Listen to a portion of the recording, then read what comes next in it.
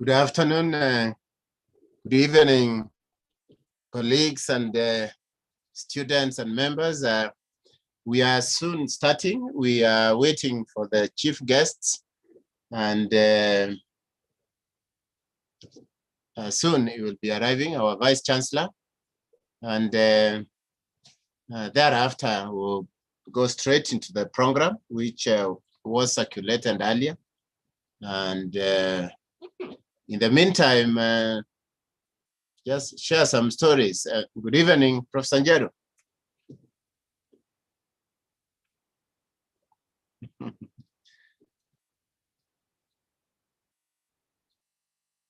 Professor, you are mute.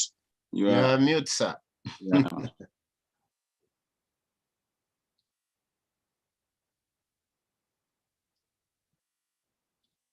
Okay, let me greet Father Peter Kaigwa. You might pray for that muting, and it will open immediately. Father Kaigwa, how are you? Very well, Professor Machuki. I'm fine. Yes, it's good to see you. Yes. Professor Nyangere is mute. He should be telling us a good story as we await. Yes, he is calling me. You are mute, Professor Nyangere. Okay. Hello. Mute, unmute yourself. Oh yeah, now it is working, but other times it wasn't.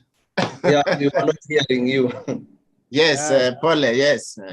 Yeah, yes. Hi, okay. Father Peter. Yeah, and then Professor Munyoki. Professor Munyoki, very well. Yeah, and I can see Father Father Peter, happy to see you. Yeah, happy to see you also. Yeah. Now, does it mean that I will have to look for somebody to unmute me next time, or I'm free now? You know, Professor, you have always been free, you know. You are the power unto himself to unmute, even unmute everybody else. Oh, that is good to hear. So you'll be able to unmute yourself. Okay, very good. Yes, yes, yeah. Mm. Very good. Yes, Principal, now we are on. People here used another camera, which now after some time it gave some little problem and we had to reset with a different system. Sorry that we are joining a little late. If we could start now, it would be okay. Okay. Vice Chancellor, thank you. Thank you very much for joining us during this very special occasion for this webinar. And as always, it's a pleasure when you join us for such momentous occasion as we continue serving our university. And so to start us off, members and Deputy Vice Chancellors, all the staff for the University of Nairobi and students, allow me to invite Father Peter Kaigwa Ngoge to commit this webinar unto the Lord as we begin. Father Kaigwa, please. Thank you very much. You may all unmute your mic so that after the prayer we can all say amen. Let us pray. Almighty God, our Father, we thank you for your goodness to all of us as the family of the University of Nairobi for keeping us safe, alive, and still serving you in the duties that you have given each one of us, individually to serve you and collectively to participate in the formation of young people, young men and women to becoming integral citizens of our country. They are formed intellectually, they are formed spiritually, they are formed in all ways. And you, as the source of all knowledge, God omniscient, we ask you to grant that we continue in this mandate. Like your children in the wilderness cried when they faced great challenges, hunger and thirst. They were tired and they could not move. We too now are humble before you At this moment, as we cry to you for help, you are always faithful, and in your love, you care for your people. Your Son, our Lord Jesus Christ, visited those who are sick and touched them, and they were healed. And we are committed, knowing that through the ministry of healing that is institution, through the UHS, and all those who participate in treating people, you are present with us.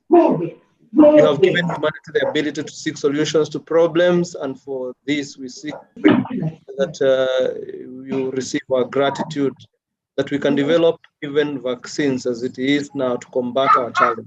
Out of the vaccines in our institution and in our country may fulfill our mandate, and that safely we may be people who would say that we have reached where you promised freedom. Back to our offices and places of prayer, back to our classes, we shall thank you. May the deliberations of this webinar, O Lord, lead to the realization of our continued love for each one of us and love for each other, and lead us to the acknowledgement that health is granted by you. You died for us, and we are now about to celebrate Easter, but you also resurrected from the dead to show that no challenge will face those who you call your sons and daughters, your people. Grant this community that comes together to deliberate on issues that will help people may be really a moment of grace for us and for all those who we serve. And we make our prayer through Christ our Lord. All of us say amen. Amen. Amen. Amen. Amen. Amen. Amen. Thank you. Thank you very much, Father Kaigwa, for that prayer. Vice Chancellor, members of UMB, members of Senate, faculty of the University of Nairobi, students, and all the other invited guests, the participants in this webinar. A very special recognition to our keynote speakers, that is Professor Omwanzala, Dr. Lois Achieng Obajo, Dr. Mary Beth Maritim, and Dr. Richard Aya. These have been our leading lights during this time of COVID. And therefore, today really is a very special day, Vice Chancellor, that we have our very own who have done so much for the last 1.5 years. All of them members of the College of All Sciences, to be part of us today as we commemorate that which, Vice Chancellor, you charged me to spearhead as a member of the UEB on behalf of the University of Nairobi and on your behalf, to ensure that we have the COVID-19 vaccinations taking place in the University of Nairobi for our staff. And so therefore, Vice Chancellor, I want to thank you very much for giving me that responsibility, but also you also appointed the Chief Medical Officer, Dr. Lucy Muya, who joined me in this agenda. And therefore today, this is a product of that which we have been working very closely together. Initially, immediately you charged me with that responsibility. I engaged the key line ministries and I gave you feedback at UMB level, and we proceeded. And then soon thereafter, after Kenyatta National Hospital was asked to work with us to ensure we establish a vaccination center at the university for all university staff, I did link Lucy Muya with the Director of Clinical Services, Dr. Irene Inwani, so that they move the agenda of how to begin the vaccination in the University of Nairobi. Vice Chancellor, this linkage took place about 7 days ago. And within those 7 days, with your permission, I'll be calling upon Lucy also to say something about the progress that which we have managed to accomplish from the time when we got green light from Kenyatta National Hospital to work with us. And it's in that context, Vice Chancellor, I have a special message for you from the CEO Kenyatta.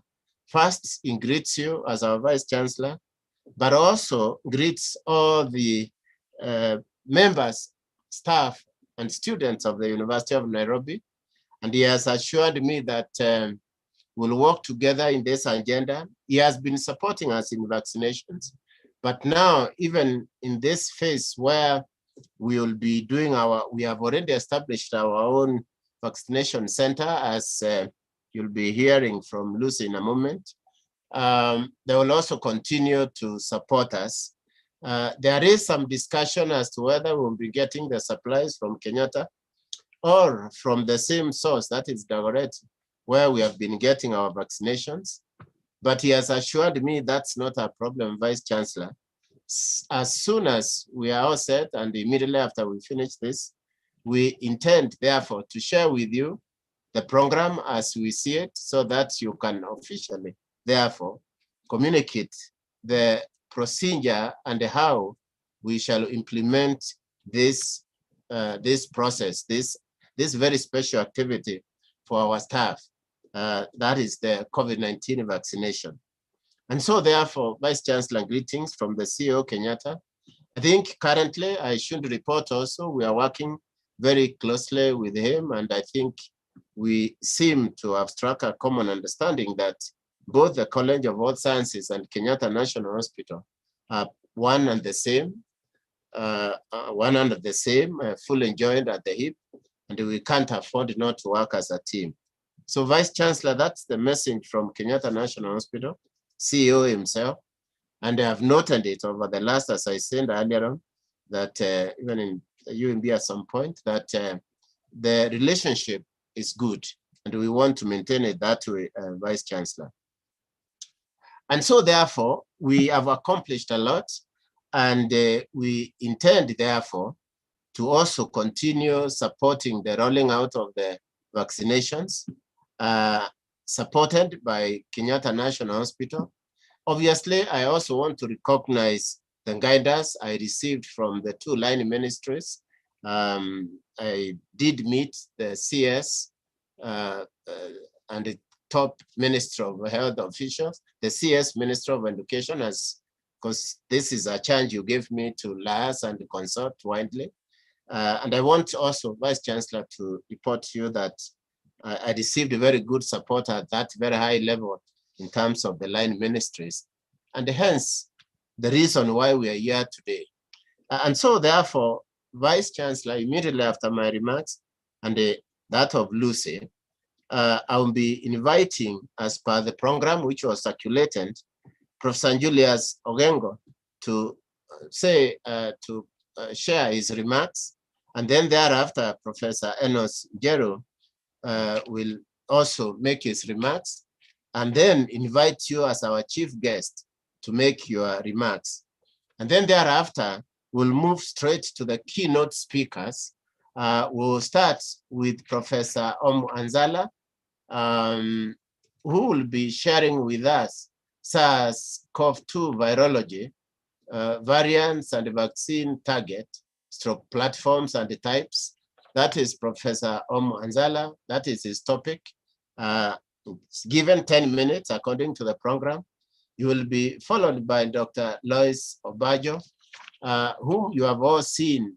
She has been on all platforms and the media, and she has always been referred to as a Kenyatta National Hospital.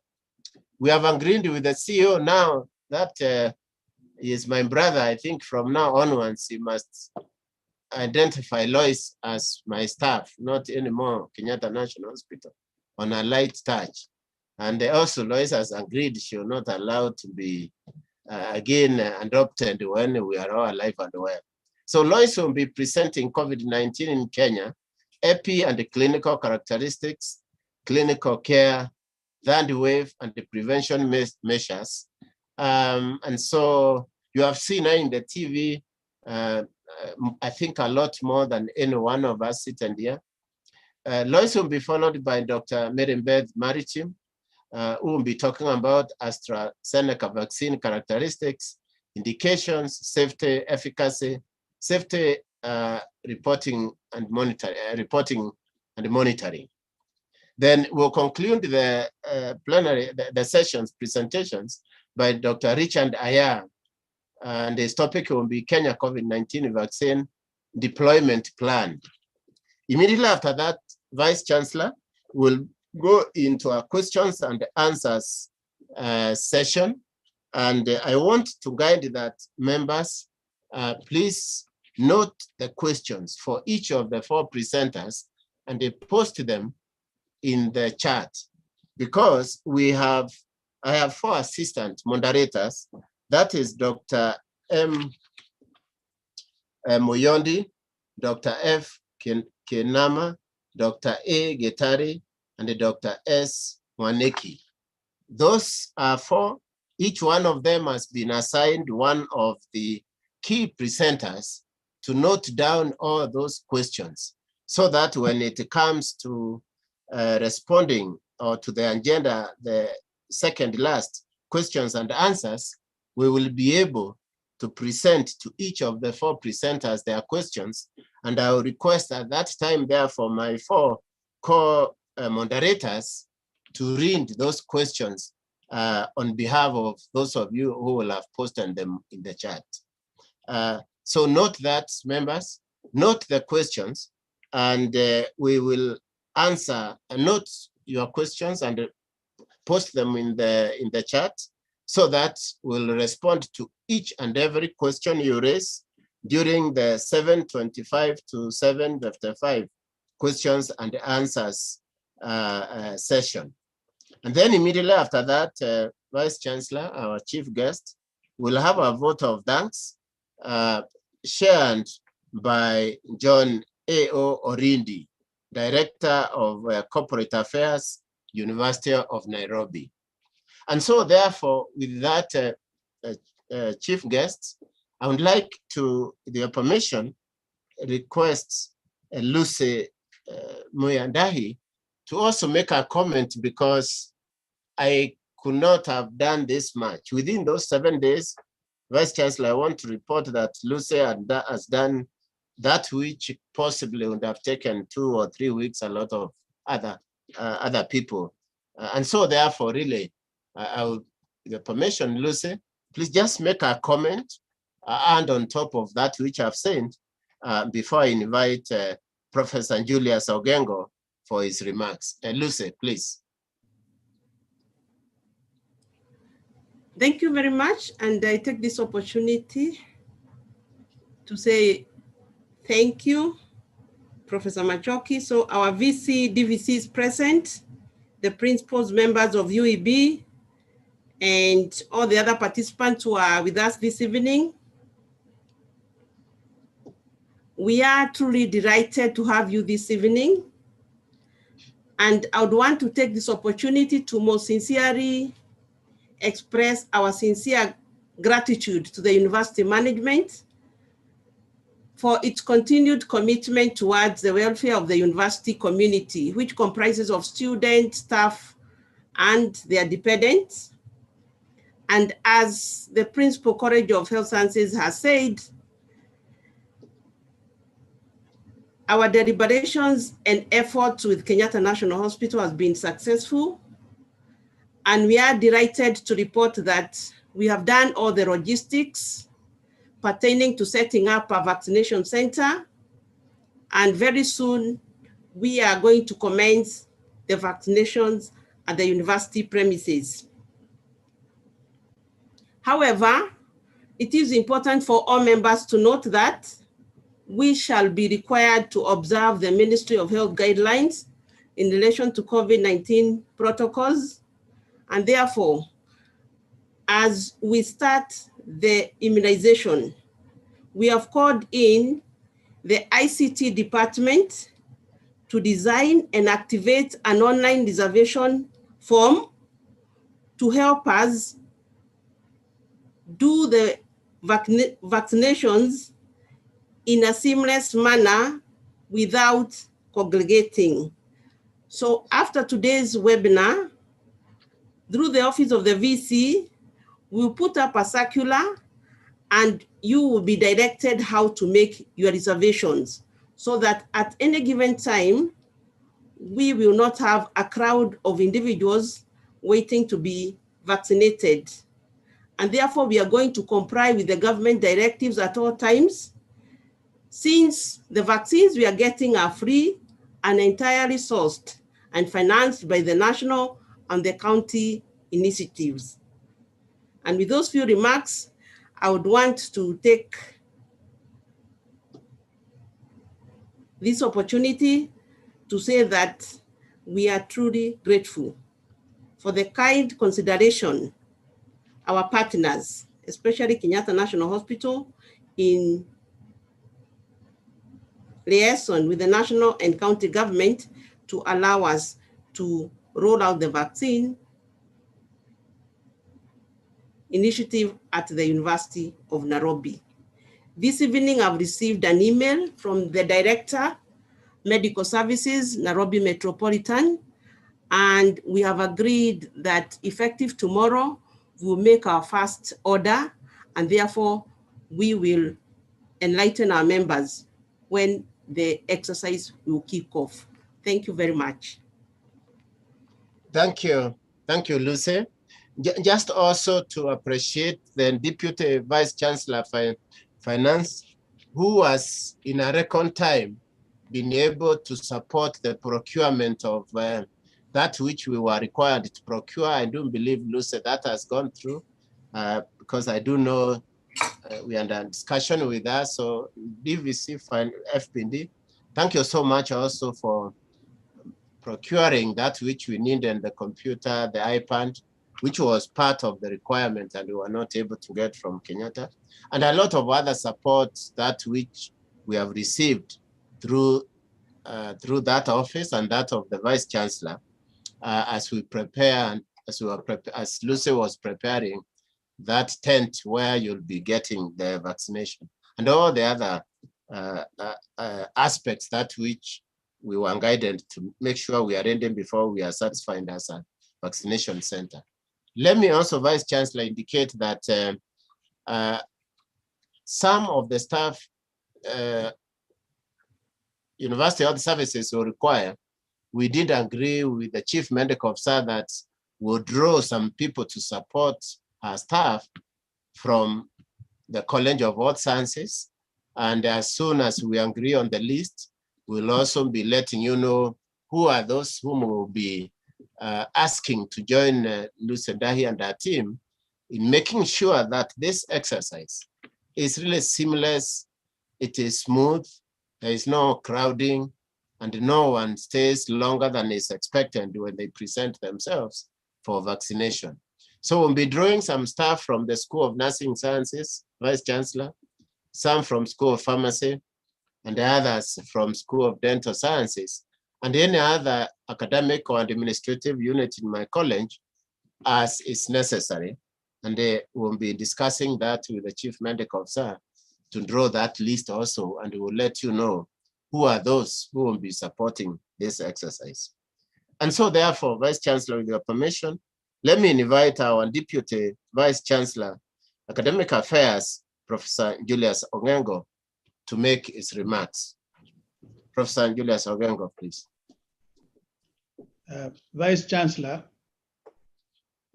the Management, Senate, the facilitators, in terms of the guest speakers tonight, the entire university community, the invited guests, ladies and gentlemen. As you are aware, COVID affects the entire spectrum of the academic process, right from the inputs to the outputs and in between. But the University of Nairobi is particularly vulnerable because its teaching staff have 3 or 4 characteristics that are not good. First, that a large number of them are above 58. It's an aging population of teaching staff. and the majority of them are male. And the substantial number have comorbidities. That inherently increases the risk. And as you are aware, a number of them have been affected from mild to death. And therefore, we are working in this environment of a teaching population that is very vulnerable, but with the student population that's extremely youthful, and therefore, although not as vulnerable, as you are aware, relatively carefree. So they will run around and not wearing their masks and breathing, even when they have the virus, with very high potential to infect their aging staff. But there is another matter here. We are dealing in a resource-poor environment. It is not a secret that the University of Nairobi is a resource-scarce environment. And therefore, when people will fall ill, and they have fallen ill, many of them, the constrained resources may not afford them optimal care. That's absolutely dangerous. The fourth point, that this is a population of dons, and they enjoy freedom of expression. And so in the absence of accurate information, in their freedom of expression could spread some information that is not very accurate. And again, that would be dangerous. And therefore, the arrival of a vaccine center to take care of staff of the university is a delighting idea. And we all look forward. It is going to change a number of dynamics, which is why I'm excited about this webinar. And the presenters or the guest speakers are eminent scholars. This is the college that is the source of these very eminent scholars that have contributed immensely to the containment of the COVID-19 pandemic. Consequently, I am extremely delighted to welcome all of us to this seminar. I can see on the chat many questions. Feel warm, feel encouraged that you will receive accurate answers this evening. And when eventually the schedule for vaccination begins, we will all benefit. Let me therefore say thank you very much and welcome all of you to this webinar tonight. Asanteni sana. Thank you very much, DVC Academic Affairs. It's my honor, therefore, and privilege to invite Professor Enos Njero, Deputy Vice Chancellor, Human Resource and Administration, to make his remarks, and then thereafter, kindly invite the chief guests to make a speech. Professor Enos Njero, please. Thank you. Thank you, Professor Achoki. Vice Chancellor, DVCs, college principals and deputy principals, CMO and guest speakers, deans and directors, chairpersons of departments, teaching and non-teaching staff and administrators, students and student leaders, ladies and gentlemen. The emergence of COVID-19 pandemic in March 2020 and its subsequent unstoppable spread in the country has precipitated and devastating impact on our university human resource. As such, the university has not been spared of COVID-19 ravages, which do not discriminate on any basis, be it class, ethnicity, educational, administrative statuses, or any other particular social categories.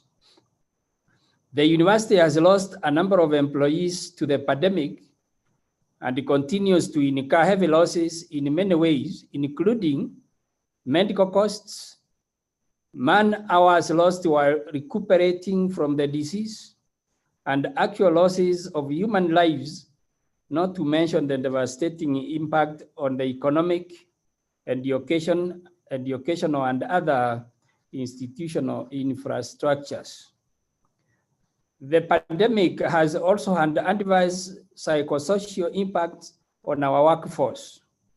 For those infected and affected, COVID-19 has not spared their dependents, families, friends, and even those they interact with in the course of essential livelihood activities and partnerships.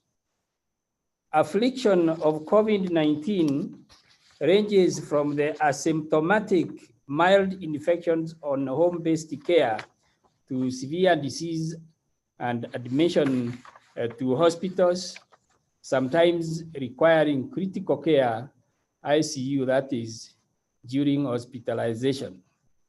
We appreciate the university's management's continued intervention, and in this connection, take cognizance of and applaud the proposed vaccination rollout to the university community, trusting that we shall soon overcome the pandemic. It is now my pleasure to invite our chief guest, the Vice Chancellor, Professor Stephen Gitahi Kiama, to address the webinar audience. Professor Kiama. Thank you very much, Professor Jero, the Deputy Vice Chancellor in charge of Human Resources and Administration. To acknowledge also Professor Julius Sogengo, as well as Professor Hutchinson. I'm grateful to Professor Machoki and Rusi Muhia for organizing this webinar and taking up the initiative from the time I requested them to do so, and taking it up with a lot of zeal, and now ensuring that it has been actualized. Thank you, Professor Machoki. Thank you, Rusi Muhia, and team you have worked with. Also want to acknowledge the CEO Kenyatta for also promptly responding to the request and providing the initial doses to ensure that we can be able to commence this vaccination tomorrow and moving forward to next week.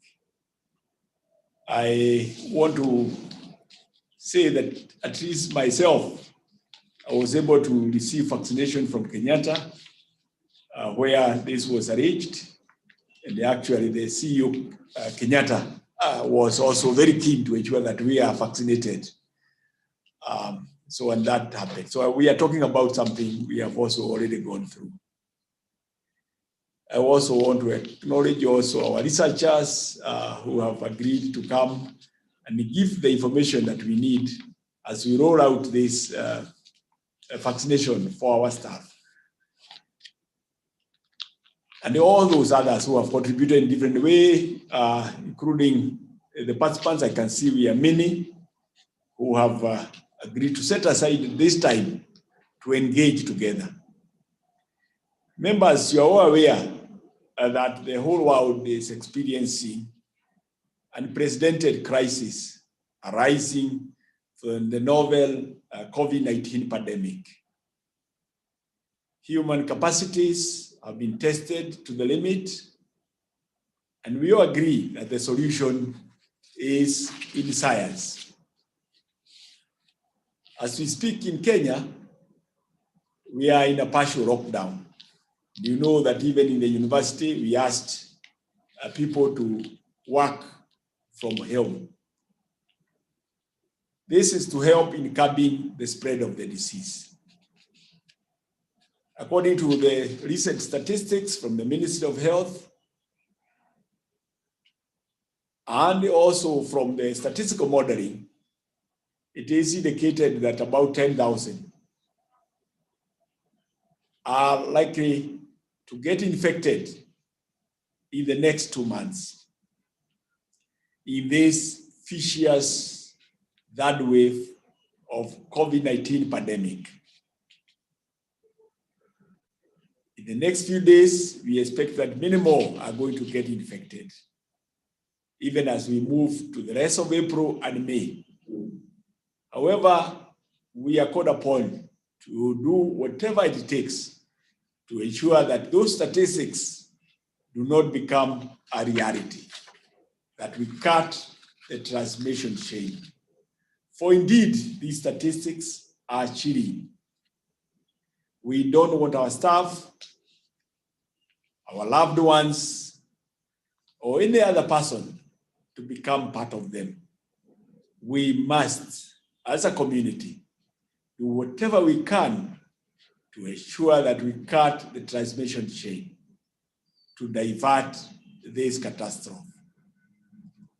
We must therefore continue to act responsibly to ensure that there is no more transmission of this condition, or the transmission is contained. We must, as a people, see also to protect our vulnerable groups. And Professor Julius Ogengo has also highlighted why, in his view, he thinks that the University of Nairobi staff and the community at large are highly vulnerable. Our students and the staff at the College of Health Sciences have been part of the frontline COVID-19 warriors. We are proud of them. That's why we asked that the Chief Medical Officer work together with the principal of the College of Health Sciences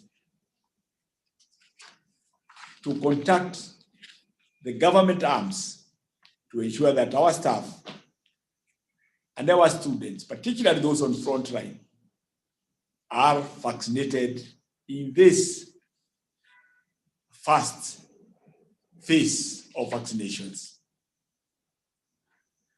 As a research and academic institution in the country, our leading scientists in the university have joined the rest of the global community in search for solutions to this pandemic. And the principal College of Health Sciences, Professor Machoki, has highlighted some of those who have been this front line. Even though we have not done much as concerns the development of the vaccine as a university, we have done much working with our partners and collaborators to manage the impact of COVID-19 pandemic to our country. And I know many of you will also applaud our staff who have been on the media, who have assisted the government in making the necessary recommendation and action, and taking the necessary action to ensure that our people are protected. The government recently received over 1 million doses of AstraZeneca vaccines. And these doses are currently being administered to our people across the country. And our own University Health Service is now an approved center to administer this vaccine. Ladies and gentlemen, history has shown that vaccines have great impact in reducing human mortality whenever the community has been faced by such challenge. The vaccines are expected to induce immunity on individuals, but we know that there are individual idiosyncrasy, and all individuals will not respond the same. But we must ourselves go to get vaccinated, because by and large, most people will get protected. Vaccinations are always associated with anxiety arising from misinformation, as well as those who would like to politic. And we have had this in social media, a lot of information coming out. This webinar, therefore, organized for all of you by the Chief Medical Officer of the University Health Service and the College of Health Sciences, is therefore meant to sensitize all staff on the need to get vaccinated and to array the fears that may arise from such misinformation. All medicine, ladies and gentlemen, or vaccine in particular, elicit tolerable side effects. And therefore, we should not have any fears or panic. We should allow science to work. Any vaccine, before it is rolled out, is first assured to meet the safety standards and the efficacy, as well as the quality requirements that are required. And the government cannot release before this is assured. Therefore, once again, it's just to request all of us not to be sucked into the politics of vaccines, that which is better than the other. And we just use the recommendations as they come from WHO and as well as from government. And in any case, we have experts in the university to advise us on what to do. People need to know that even after vaccination, there is some who can easily still get infected. And we should continue to take all the necessary precautions as we have been doing before, even as the vaccination is being rolled out. Our researchers, led by Professor Omwanzara, Professor Walter Jaoko, Professor Royce Obajo, Dr. Mary Beth Maritim, and Dr. Richard Aya are ready now to answer your questions. And I believe even after this, they will be there and willing to respond to any question you may have concerning vaccination for COVID-19 and any other vaccination. Let me conclude my remarks by taking this opportunity to thank them and all those who have been involved in fighting the COVID-19 pandemic from the University of Nairobi. I also thank once more the College of Health Sciences and the University Health Service.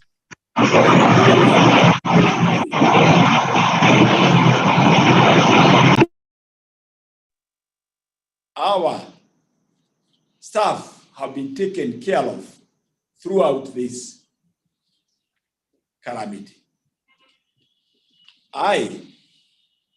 As we roll out the COVID-19 vaccination,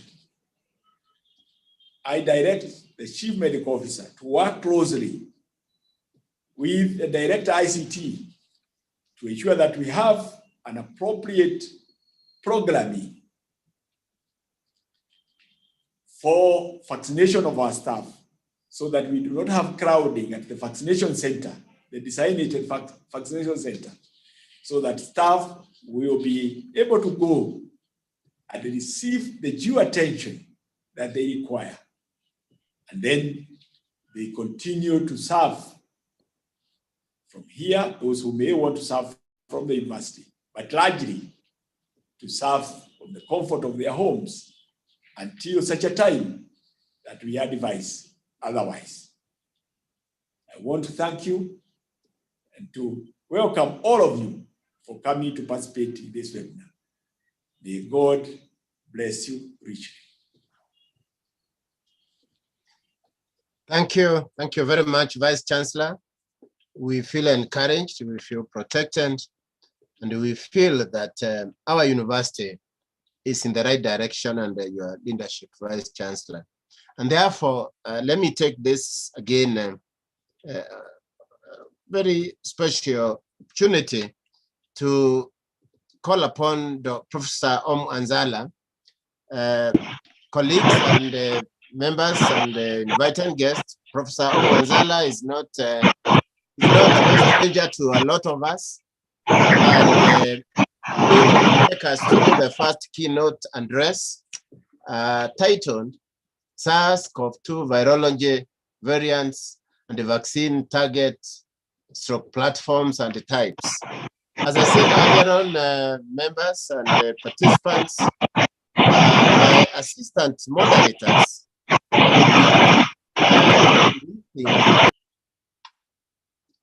won't be listing the questions for Anzala, and later on during the questions and answers session, I'll call upon each of the assistant moderators to read the questions for each of the 4 eminent scholars. So therefore, members and participants for this webinar, join me therefore in welcoming Professor Anzala to make his 10 or so minutes presentation. Professor Anzala, please proceed. Thank you very much. May I be allowed to share my screen? Yes, please. Yes, please.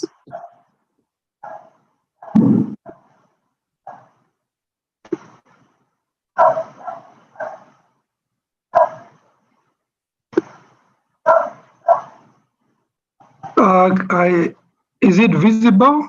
My screen, is it visible? Yes, it is. Yes. Okay, so let us go from the very beginning. And just to quickly say that pathogens will emerge. And the wild, especially the environment, is actually full of viruses. And anytime you hear the word human, a human virus, there is an equivalent wildlife virus. So diseases in the ecology, contact between the ecology and the humans, the risks that are involved, and then that risk transmitted to humans, and then you end up with outbreaks. So the emergence is always continuous. There are a lot of emerging pathogens that never reach epidemic or pandemic proportions. I'd like to go back and just remind ourselves, 1889 to 1890, there was a pandemic, and this was the Russian flu. I'm not talking about the Spanish flu. The Spanish flu was in 1918. In 1889, there was the Russian flu. It killed almost it infected almost 900 people. Approximately 1 million died. Initially, the thought was that this was an influenza virus. But the archived samples with the evolution of science have actually now clearly categorized this pandemic as a coronavirus. And this is currently the coronavirus that is named OC43, and it is one of the human coronaviruses that currently exist in the world in endemic manner. So there are 4 human coronaviruses that we are totally familiar of. They cause upper and lower respiratory infection. the 229E, the OC43, which was a Russian flu way back in the 18th century, the NL63, and the AKU1. There was another outbreak of another coronavirus in the Middle East, MERS-CoV, in 2012-2013. 2,000 cases, 1,800 deaths. This virus is now endemic in the Middle East, and some work we have done in northeastern Kenya, and we continue to do under One Health, clearly tells us that nearly all our camels are actually infested with MERS-CoV-2, and occasionally it spills over into humans. There was then an outbreak of SARS-CoV-1, let me call it so, in mainland China and Hong Kong, 2002 and 2003. Around 8,000 cases, 774 deaths. Why am I saying this? I'm saying this because this is a continuous spillover from the animal to the humans. So we are now clear that we must begin to prepare ourselves for the long haul, because these spillovers will continuously occur. All of you are familiar with Ebola. All of you are actually familiar with the hepatitis E, which maybe we don't talk about much. There is an emergence slowly in some countries of hepatitis E, which we know is that the reservoirs are actually the rodents. So these things, we must begin to prepare for them and begin to think and research on them as a university. And now, the problem we are dealing with, SARS-CoV-2. The current data that has just come from China through WHO and a few individuals who are sent to WHO to actually look at the origin of SARS-CoV-2, it is now clear that the origin of SARS-CoV-2 was actually a bat. However, there was an intermediate host before this spillover reached the humans. We are not yet clear what the intermediate host was at the moment. But there is discussion that it could have been a snake, but we don't know. But the reason why we can say that SARS-CoV-2 the origin was from a bat is because natural hosts of coronaviruses include these animals. It includes the humans, includes the pigs, includes the dogs, includes the cats, camels, bats, snakes, and birds. So any coronavirus that is in a snake will have the telltale features, so that when you sequence, you'll actually know that this was from a snake and this was actually from a bat. So the understanding is that these viruses are there, but when it gets from one host and goes into another, then it's totally new to the new host, and hence the word emerging. Then coming closer, this is a large viruses. These are viruses we've been talking about. It's a large virus in terms of size. And the reason why it's called corona is because when you look at it under electron micrograph, you have this looking of a crown, and hence the word corona. It is an RNA. But the reason why I show this is this last statement here. It has a high frequency of recombination. And that then leads us to what I'll tell you later about variants. We should not be surprised about variants, because the virology of this virus has all that inherent ability to actually cause a lot of variants because of this nature of recombination during its replication. And just for those of us who are virologists will enjoy this, the whole issue of transcription, the whole issue of the various messages. And this is also what the scientists have tried to utilize to make some of the new concepts and new platforms of the mRNA vaccines. And eventually it will exit from the cell. What is of interest here is that while other viruses will go into the nucleus, the coronaviruses come packaged with all they need other than the nucleotides they will get from the cell, so they all just replicate within the cytosol. And hence, the ability also to recombine, because you can imagine a virus, a cell might be infected with 1 or 2 variants at the same time. During replication, those variants will actually recombine.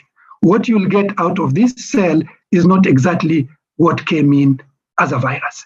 And that is actually the origin of recombinants and variants. We see this propensity also with HIV infection. And then just the issue of diagnostics. We can diagnose using the RT-PCR, and that has been the standard. And really, from the time of exposure, within 0 days to about maybe a week or so, you can actually pick the virus using PCR, and then you can continue picking the virus up to day 20 or so. Interesting enough, some of the samples that we've been getting at CAVI, because we have a study ongoing, we have actually seen individuals who shed the virus for almost 45 days or so. Very interesting concept. But other than RT-PCR, we also have a rapid test where we are using antigen, not antibody. So as we go on, Vice Chancellor, I would advise that we also, at CAVI, we have ability to do diagnosis, but let's also have ability to also use this opportunity to also set up ourselves to be able to diagnose using both RT-PCR as well as the antigen test. Now, why are vaccines made? I want to pose this question to all of us. I will not answer it. Why are vaccines made? And I hope that during the discussion, we shall hear from the audience why vaccines are made. Now, in terms of potential targets, there are critical genes within the virus: the spike protein, the nucleocapsid protein, the membrane protein. All these can actually be targets for the vaccine. Although nearly all the vaccines have used a spike protein, but ideally the best vaccine would be a vaccine that puts into the construct all these aspects, so that you want to be able to elicit both arms of the immune system, the adaptive immune system, the B cell, the T cell, but also the innate immune system. So for me, the best vaccine will actually be a recombinant vaccine that does not only contain the spike protein like the vaccines we have, but the ones that has the nucleocapsid and the membrane protein as well. And you can actually see from this cartoon here the structure where these proteins actually are. We can see that that is actually the spike protein. You can see that this is the nucleocapsid protein, and you can actually see this is the membrane protein. Because when you have more targets, then you have actually ability for that vaccine to be able to hit this virus at their different points of the viral structure. And then what vaccine candidates are available? We have vaccine candidates, we have the DNA that are in the pipeline. We have the RNA that are already under emergency use authorization, the Pfizer and Moderna. And then we have the live attenuated that also in the pipeline. We also have the SARS-CoV inactivated, whole virus inactivated. And then we have the protein-based, which have adjuvants. Then we have the viral vector non-replicating.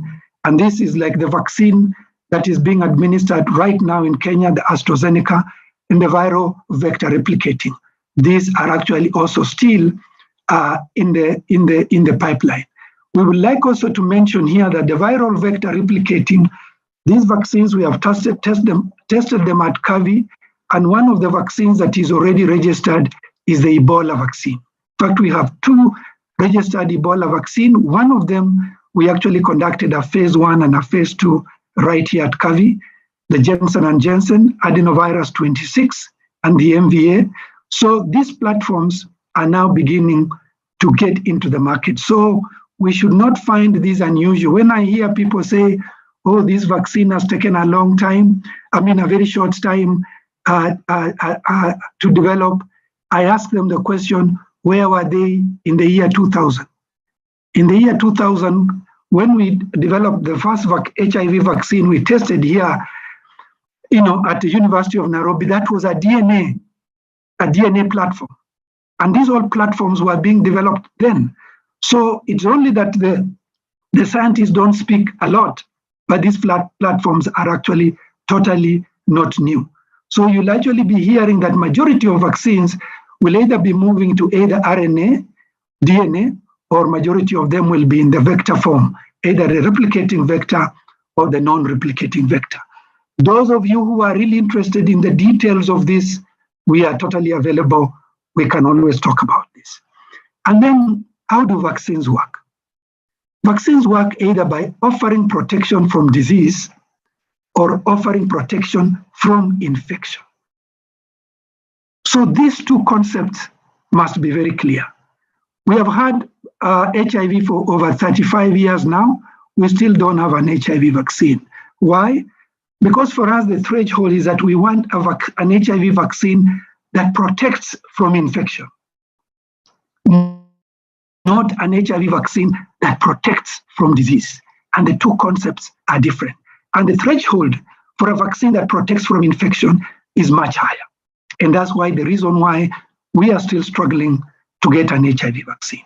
So again, development for vaccine is not an issue of time. It is an issue of the pathogen. It is an issue of correlates of protection and correlates of cure. Those are the things that we must be able to understand to make a vaccine. So I reiterate again, when I hear people saying that it has taken too quick, I'm telling you it is not the issue of too quick, it's the issue of the pathogen itself. I can assure you, if you go into history, those who are there started looking for a malaria vaccine 100 years ago. It is only in the last 10 years that now we have a malaria vaccine that is under phase 3B investigation here in Kenya and in the other African countries. These are the vaccines that are currently available. And Dr. Maritim will talk about the Chadox. This is a vaccine that is available to us. I also know that Sputnik is also available in the country, but the discussion will hover around the Oxford AstraZeneca vaccine that is now under rollout in this country. Now, the vaccine endpoints. We would like a vaccine that prevents infection, and that's why we still don't have an HIV vaccine. If it can't prevent infection, we want a vaccine that will prevent you from getting the disease, all right? And also prevent you from getting severe disease. So currently what we know is that majority of the vaccines, COVID vaccines we have, actually, most of them prevent you from getting the disease. So you'll actually not go this route of getting to be in the intensive care unit and having to die. So the vaccine is working under these two levels. But we also want a vaccine, even if you got infected and it prevents you from getting disease, we also want to ensure that that vaccine prevents you from transmission. So these are the concepts we must understand. So when we ask, how does a vaccine work? These are the various sites. And this is actually led by science, understanding the host and understanding the pathogen. And then I come now to the classification as I conclude in terms of variants. There's been very many questions on variants. And as I've said, high frequency of recombination is a setting stage for recombination in the coronaviruses. And this is how it looks like. You have the virus, you have the clades and the lineage. The virus has several clades and several lineages. And then down there you have the variants, and several variants make up a clade or a lineage. And then you have the mutations, and several mutations make up a variant. So this is exactly the way we look at it. We have started somewhat sequencing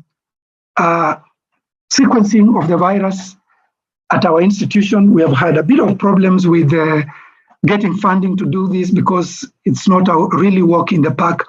So those who ask about variants realize that these are the things we are actually looking at. Now, currently circulating variants of concern are global.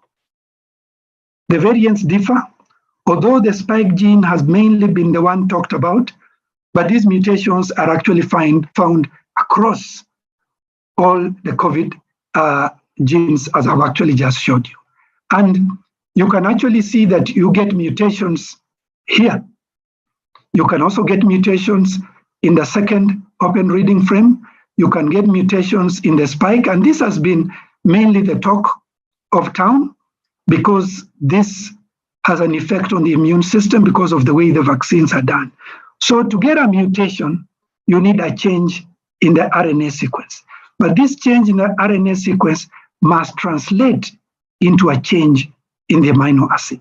So the genotype must translate into a phenotype. And now that phenotype is like now the mutations we saw in Britain, where we are calling it the B117 variant. It is that way. But if there's just change in sequence that does not translate into change in amino acid, then it is a variant, but it may not be a variant of concern. And what are the variants of concern? The variants of concern are those variants that will escape diagnosis. So you get a patient like Dr. Lois Achieng will tell you, a patient who comes in with all the symptomatology of COVID, but when you do diagnose it, comes out negative, meaning that that variant has actually escaped diagnostics. And then we have variants that can escape vaccine, and that is the biggest worry now, because vaccines were made using a particular variant, but when they begin to change the nucleotide sequence and hence the amino acid, they may actually escape the vaccine. And then the variants that are again more infectious are variants of concern. Variants that are result to severe outcome are also variants of concern. So should we be concerned about variants, ladies and gentlemen? For sure, we must be, and we must do something about it as a country. Now, just to let you show the mayhem of this virus, we are still in transit, and this is how we are looking at classification. This was the initial 19A, and it was just given the name 19A. Then it will mutate to 20A, it can go to 19B, it can go to 19A. These are still arbitrary, but we are looking at mutations. Then this one can then mutate to go to 22B. And from this one, you can now have several mutations going down to J, to F, but this is not a variant, this is a clade. And within this clade, you'll find several variants. It mutates to another clade, and then within that clade, you find various mutations.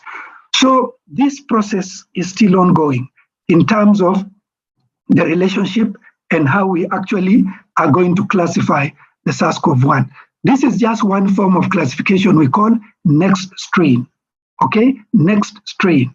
There's another classification which is under global influenza. And again, now this is using a different nomenclature, G, GW, these are clades. And within each clade, you'll have strains and variants. So the science is evolving very beautifully. We are beginning to understand the virus, but really our constraint as a country is really enough funding to be able to also unpack what is circulating in the country. This is another way of looking at the virus using another one called PANGO. And again, you'll actually see that it's another way of classification. So there are three schools of thought out there still classifying differently: the next strain, the PANGO, and the others. But eventually, this is going to coalesce together and will come up with a very comprehensive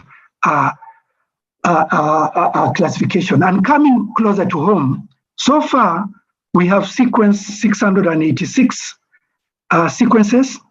We have classified this into 8 clades, and we have 34 lineages.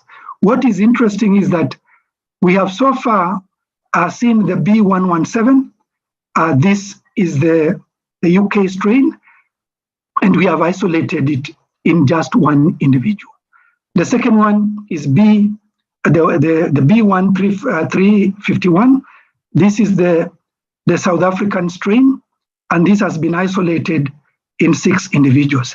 A lot of this work has actually taken place in Cambridge, Kilifi, but we really want to be able to do more so that more labs can actually be able to sequence. There's another sequence of concern, which is the Brazilian strain, which is actually called P1. So far, we have not seen P1 in this country. But really, the strain alone is not enough. We must associate that strain with the biology of it, but also with all the aspects I said, knowing the disease outcome, infectivity, and knowing whether it has escaped diagnosis or it has escaped the immune system. So I'll stop there, ladies and gentlemen, and thank you so much for listening. Over to you. Thank you, Professor Omwanzala. So clear, so detailed, and we, as always, appreciate you as our light in many ways. And so therefore, Dr. Muyondi, as one of my assistant moderators, prepare all the questions for Omwanzala, and soon we will be calling upon him to respond to them. Our next presenter, colleagues and members and invited guests, is Dr. Lois Ombajo, whom you have all seen even receiving presidential commendation on various occasions. We are proud of her. She's a member again of the College of Health Sciences, very eminent indeed, coming up, and very strongly so. She's going to present to us COVID-19 in Kenya, epi and clinical characteristics, clinical care, third wave, and the preventive measures. Lois, try your best. If you can take at least 10 or so minutes, we will appreciate, so that we have time for the many questions which I can see, which are coming fast and fairly furious. So Lois, please, the floor is yours, and make your presentation to us. Once again, thanks for creating time to present to your very own University of Nairobi staff and students. Thank you very much, Professor Machoke, to the Vice Chancellor, all the DVCs here, all the principals and my own principal, Professor Machoke, colleagues in the university and students, good evening. And thank you for this opportunity to present. I'm just trying to share my screen.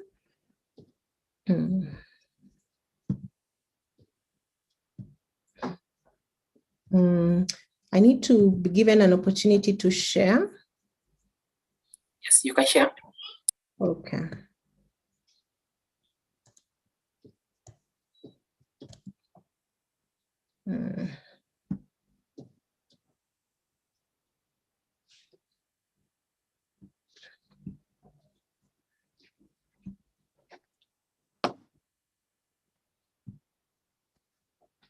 Sorry, just 1 second. For some reason, the sharing is not.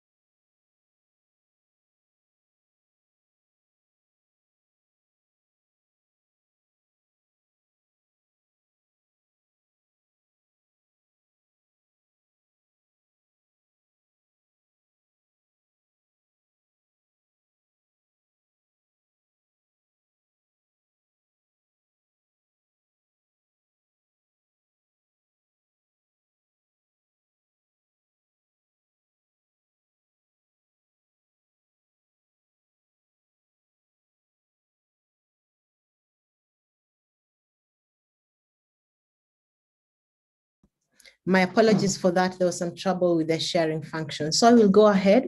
I was asked to just give us the COVID-19 situation in Kenya and a few pointers around clinical characteristics and management. And that is what I'll go ahead and do in the next very few minutes. So if we look at what's happening in country,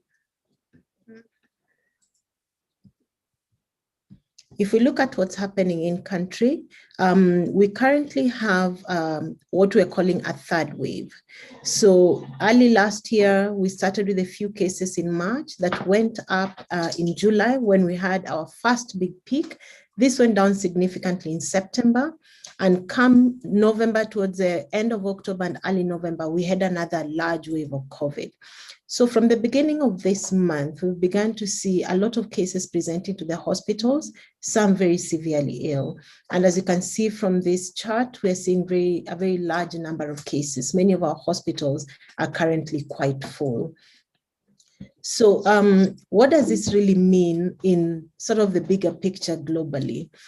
This chart, again, this is charts that you can access for free online from something called our World in Data, sort of shows us what the bi-weekly change in confirmed COVID cases are as of yesterday. And you can see in the very dark colors, dark red, is countries that have reported a more than 100% increase in cases over the last 2 weeks. And Kenya, unfortunately, falls into this category of cases, of countries. We have reported about 150% increase in the number of cases. At this point, only rivaled by a few countries like India, for example. So clearly we must be concerned about what's going on in the country and what we can potentially do to change this.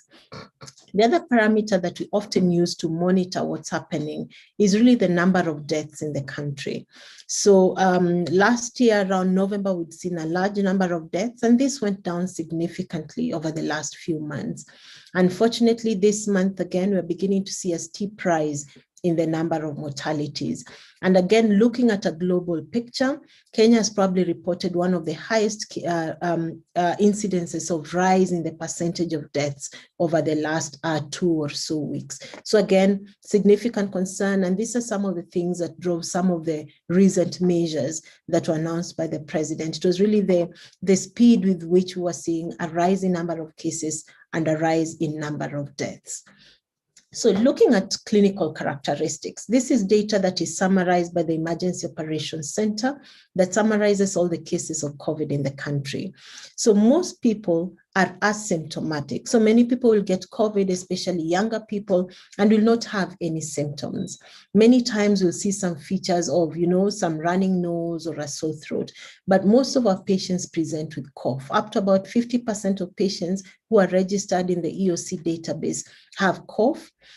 Fever will occur in just about 20 to 38% of patients. Then we have people who report a loss of smell and taste.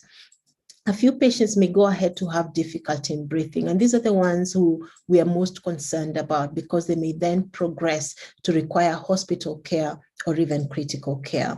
Some of the symptoms that are rarely seen are things like headache, sore throat, maybe some chills, but majority of symptoms you see are cough and fever.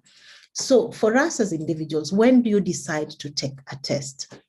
So many times if someone has some of those symptoms that we have highlighted, so if you're getting a cough, you're getting fever or some difficulty breathing, it's always important to report to a facility and get tested.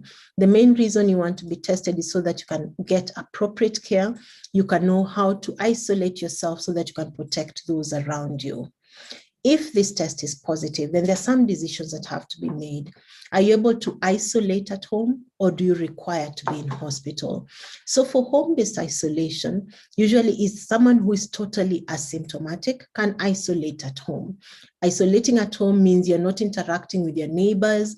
If there are other people in the same house who are also going out to school, to teach, to work, they really shouldn't be interacting with you, because in that situation, they could potentially get exposed and they may spread disease to other people, even though they do not show any symptoms.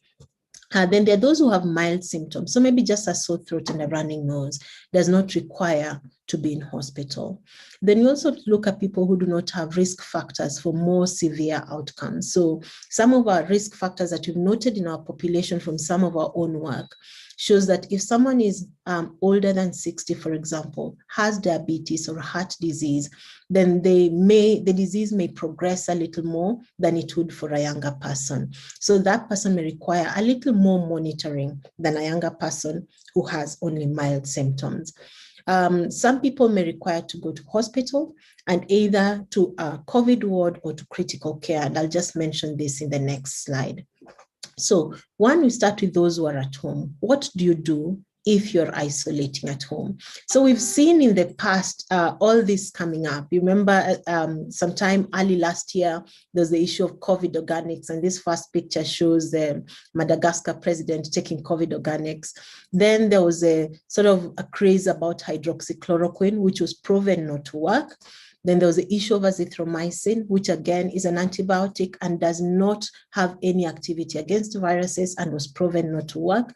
More recently, we've had a lot of people talk about this drug that we use for certain protozoa called ivermectin. And again, ivermectin does not work. So we've also seen in our neighboring countries, steaming booths, a lot of herbal therapies. All of these we do not have clear evidence that they work. So if you're at home, what you do is one, monitor for any new or worsening symptoms.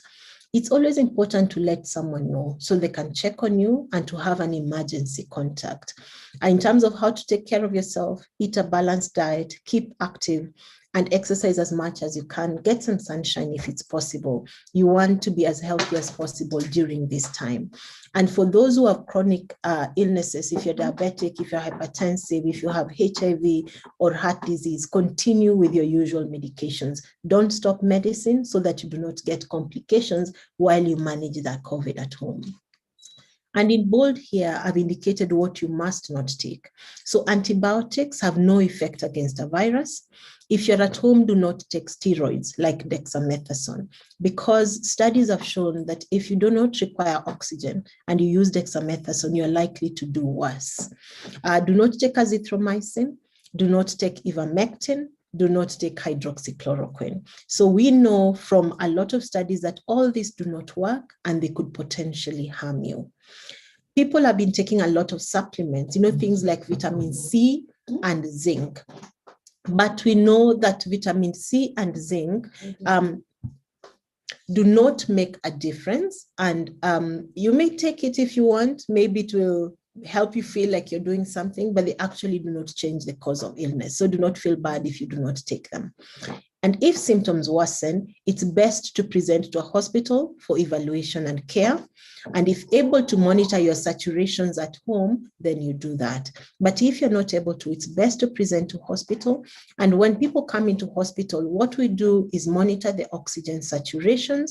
We monitor if you have any risk factors for progressing or worsening. And there are a few tests that you may require to do that inform us on how best to manage you, like doing a blood sugar, blood counts, your kidney and liver function.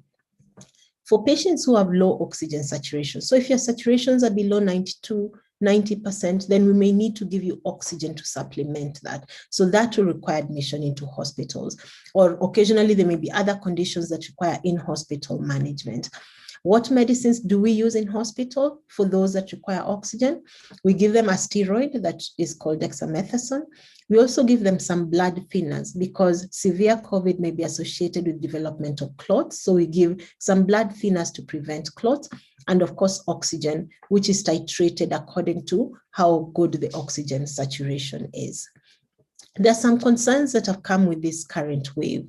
So one, there are challenges with the lockdown and other restrictions. There's so many social and economic challenges that we hope the lockdown can end soon. But the other thing we've noted, especially for Nairobi, there's been a rapid filling up of hospitals and ICU capacity has often been very stretched. So we must take care of ourselves so that we do not require ICU admission. There's also been a lot of panic and inappropriate self-prescribing. And I'd urge everyone to go back to what we've said about what you should not take when you have COVID. So prevention, one, we note that the vaccine is here, but it will be a while before we are all able to get vaccinated.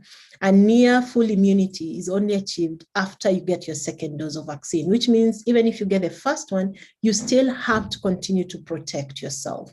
And the protection hasn't changed. We have to wear our masks properly.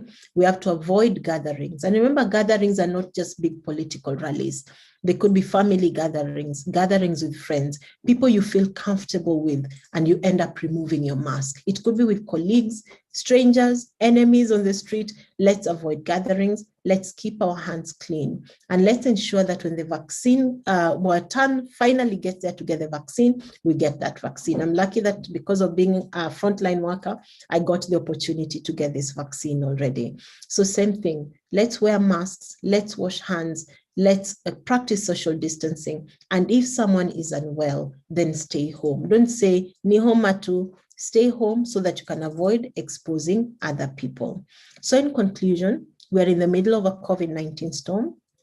Hospital resources are scarce, and vaccines offer the best hope for control and long-term prevention. And we must all take the preventive measures very seriously. I will stop there. Thank you very much for your attention.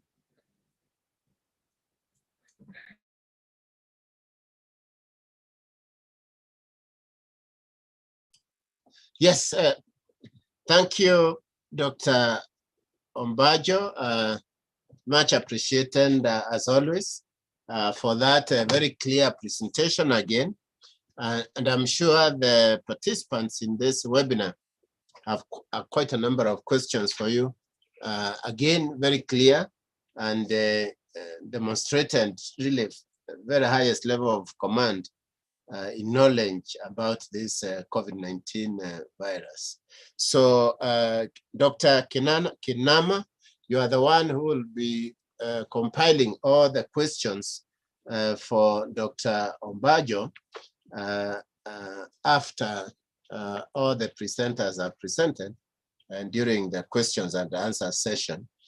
At this point, therefore, let me invite Dr. Mirimbeth Maritim to make a presentation titled AstraZeneca Vaccine Characteristics, Indications, Safety, Efficacy, Safety Reporting, and Monitoring. I note quite a number of questions so far posted touches this session. So I think Dr. Muyondi and Dr. Gitari, who will be preparing these questions, I think a lot of those questions may be distributed, and also some to Lois and the others to Maritim. So therefore, Dr. Maritim is a senior lecturer in the, and a physician, an expert in infectious diseases in the Department of Internal Medicine, School of Medicine, College of Health Sciences. Also very eminent in that which she does. We are proud of her also, just like all other faculty in my college. Marybeth, if you are ready, please proceed with your presentation. Good evening, Welcome. Everybody. Thank you. Thank you for this opportunity to present. Thank you to the Vice Chancellor, University of Nairobi, all the DVCs, all principals of colleges, and senior members of the university management team, as well as all members of the university community, including students who are in attendance. Thank you so much for this opportunity to present. And as I was making the presentation, I've had to add a few slides to be able to tackle a lot of the questions that have been asked on the Q&A. So I'm hoping this would be sufficient, and I'd need maybe about 15 minutes for my presentation. So this is the outline of my presentation. My talk is mainly focused on the AstraZeneca vaccine, and that vaccine has this number. In the clinical trials, it has this number AZD 122, and it's Chadox vaccine made from a partnership between Oxford University and AstraZeneca. And this is how the vaccine looks like. So this is the outline of my presentation, focusing on the vaccine characteristics, indications, contraindications, precautions, safety, and safety monitoring, as well as vaccine efficacy. So Prof. Anzala alluded to the manufacturing process and the various platforms for the different vaccines that we currently have. And for this Chadox vaccine, basically it uses a vector, a viral vector, which is chimpanzee adenovirus, which is modified. And the modification is that there is removal of a gene, there's deletion of a gene that's important for viral replication. And therefore within the host, the viral vector does not replicate. So it's a non-replicating vector. But that adenovirus is modified, and what is included there is the genetic makeup encoding the S protein antigen for SARS-CoV-2, which is spliced. And this was derived from what is currently understood from the life cycle of the virus. And Prof. Nzala took us through this. So you take the genetic makeup that's encoding the spike protein, and the spike protein is important for the virus to enter the cell. That's the SARS-CoV-2 virus. It's this knob that we see here on the cell surface. It's important for attachment to the receptor in the host and for viral entry. And also it's important for eliciting the immune responses, both the antibody-related immune response, and it's also thought to be important in cell-mediated immunity. So when that genetic makeup is taken, it's added to the viral vector. And this is how the vaccine therefore looks like. You have the chimpanzee adenovirus, which is a vector, and encoding the genetic material. And like Prof. Nzala mentioned in his presentation, this genetic material does not enter into the host DNA, but it replicates in the cytosol or cytoplasm. And as a result of that, we make antibodies that are formed, that are antibodies against the spike protein. And this would be the soldiers that therefore form part of our immune response and is able to fight off any enemy in the form of SARS-CoV-2 virus. So our body makes antibodies against the spike proteins. And if you come exposed to the SARS-CoV virus, then those antibodies are able to protect us. So just while we are on this slide, the genetic material does not enter into our host genetic material. It just helps our body to form an immune response that gives us that protection, antibody-based response. So in terms of the vaccine characteristics for the ChAdOx2 vaccine, it is given in 2 doses. I've seen a lot of questions. People want to know how many doses are given. So this vaccine is effective when it's given at 2 doses. Each dose is half a mil, and it's injected over the left arm in a specific area over that muscle. It's called the deltoid muscle. So it's given through an intramuscular injection on the left arm. The 2 doses are spaced at intervals of 8 to 12 weeks. During the clinical trials, the manufacturers had recommended an interval of 4 to 12 weeks. But more data has shown that an interval of 8 weeks is preferred. And more recent data shows even an interval of 12 weeks gives you a better response. So you have the first dose now, and your second dose will be given 3 months later. So at duration of 12 weeks between the 2 doses. So it's currently recommended that if you get your first dose of vaccine as the AstraZeneca vaccine, your second dose should be from a similar vaccine, which is the AstraZeneca vaccine. It's not recommended to mix different vaccines because we don't have a lot of information, because these vaccines are being deployed through emergency use authorization. And what that means is that none of these vaccines is fully licensed, but they are being used on compassionate basis to fight the pandemic. For people who may want to know if they can receive this vaccine and still go for other vaccines like the influenza vaccine, there should be a minimum of 14-day interval between administration of the AstraZeneca vaccine and any vaccine for any other condition. So what are the indications, or which group of people are recommended to receive this vaccine? And this was data that was generated, and these were the people who are enrolled in the clinical trials to try and see if the vaccine can generate an immune response, as well as even if they are safe and protective in this age group. So currently these vaccines are recommended for use in persons aged 18 years and above. So that's one of the first criteria, that these vaccines are not used in children because the children were not enrolled, and even the dosing schedule for children is still not yet clear. Some other COVID vaccines are currently enrolling children, but the AstraZeneca vaccine is currently being deployed only in people who are 18 years and above. And I've seen a question about people wanting to know if their dependents can be injected. So if they're less than 18, they cannot receive this vaccine. But again, we'll talk about the prioritization plan that has been developed for Kenya specifically. So it's recommended for persons who are 18 years and above, and even for people who are older than 65 years old, they can receive this vaccination. People with chronic conditions or comorbidities can receive this vaccine. And these are people who are at increased risk of severe COVID, and these people were enrolled in the clinical trials. So some of the comorbidities include people with obesity, cardiovascular disease, respiratory and diabetes, as well as even other chronic cardiovascular diseases, which would include hypertension. So the list is long, and I'll show you through the prioritization plan. I have one slide on that in Kenya, and we'll see that these people are included. So looking at the audience of the university and listening to what Prof. Ogengo mentioned, a lot of our university staff fit in that category because most of them are in the age group of 58 years and above.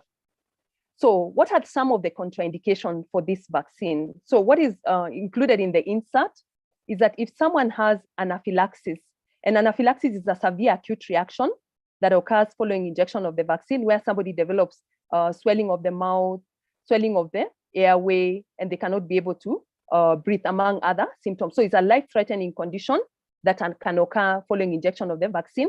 And sometimes it's difficult to predict this in advance, but some people may have a tendency, for example, if they've already been noted to have prior reaction to some of the components that are included in the vaccine. And I copied this from one of the vaccine insert to just show us what are some of the ingredients that are included in this vaccine. So we have some chemicals like histidine hydrochloride, monohydrate, polysorbate 80, sucrose, ethanol, sodium, magnesium chloride, EDTS disodium, and water for injection. So it may be difficult for people to know in advance that they have anaphylaxis, but what is recommended is for all facilities that are going to roll out this vaccine to have on standby medical equipment to be able to manage patients who develop anaphylaxis. And this includes a resuscitation tray and some medications, including epinephrine. And I'm sure the university health services already have this on standby. And still related to this, because anaphylaxis develops acutely within 15 minutes after injection, all people who are injected then have to be observed for a certain period of time before they are allowed to leave the facility.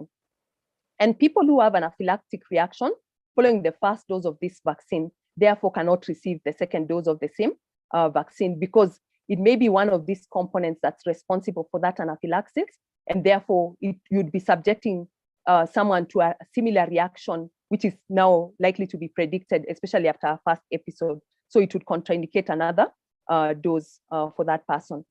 What are some of the precautions regarding this vaccine? So this vaccine has to be administered under healthcare supervision, and there has been training to make sure that the healthcare providers who are administering this vaccine have received the highest level of training to be able to give the vaccine appropriately, manage the vaccine appropriately and store it under appropriate conditions, and even be able to patients that they will be administering the vaccine to.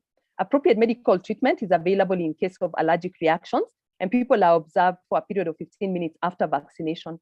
If someone has a febrile illness and they're noted to have a temperature of more than 38.5 degrees, they should not receive the vaccination until this fever settles, because sometimes you might now blame the vaccine for fever, yet you actually had the fever preceding the administration of the vaccine. If someone has a minor infection or a low-grade fever, which a low-grade fever is something close to 37.5, you can receive the vaccination, but you'll have to note that you had the fever preceding, because most often after vaccination, people develop fever. So it may actually push this fever to be much higher than the low grade. So you just have to note that, because we'll talk about the side effects in a few slides. So the people who are not included or were underrepresented in clinical trials include these following populations. And for this group of people, we may not have enough data currently to say that the vaccine would produce an immune response that's predictable, and even to talk about some of the long-term safety regarding the vaccine, because this group of people were not represented, or their numbers were too few in the clinical trials. And I know some of the manufacturing companies have continued to have additional studies where they're recruiting certain groups of people to try and see the immune responses. And this category of people include pregnant and breastfeeding women, persons living with HIV, immunocompromised persons, and persons with autoimmune conditions. So what we currently know about the vaccine and this group of people is that, because we are talking of a vaccine that's using a non-replicating vector, we are not too worried that the virus will go and cause disease by multiplying within the person, because it's a non-replicating virus. But the question, especially for persons living with HIV, immunocompromised persons, and persons with autoimmune condition, is really about the protective antibodies that would be formed following the immunization, because some of these people already have a compromised immune response, and therefore only clinical trials would have provided additional data to say to what level the immune response that is formed following vaccination is able to protect that person from infection with SARS-CoV-2 if they were to be exposed. So this work is still ongoing.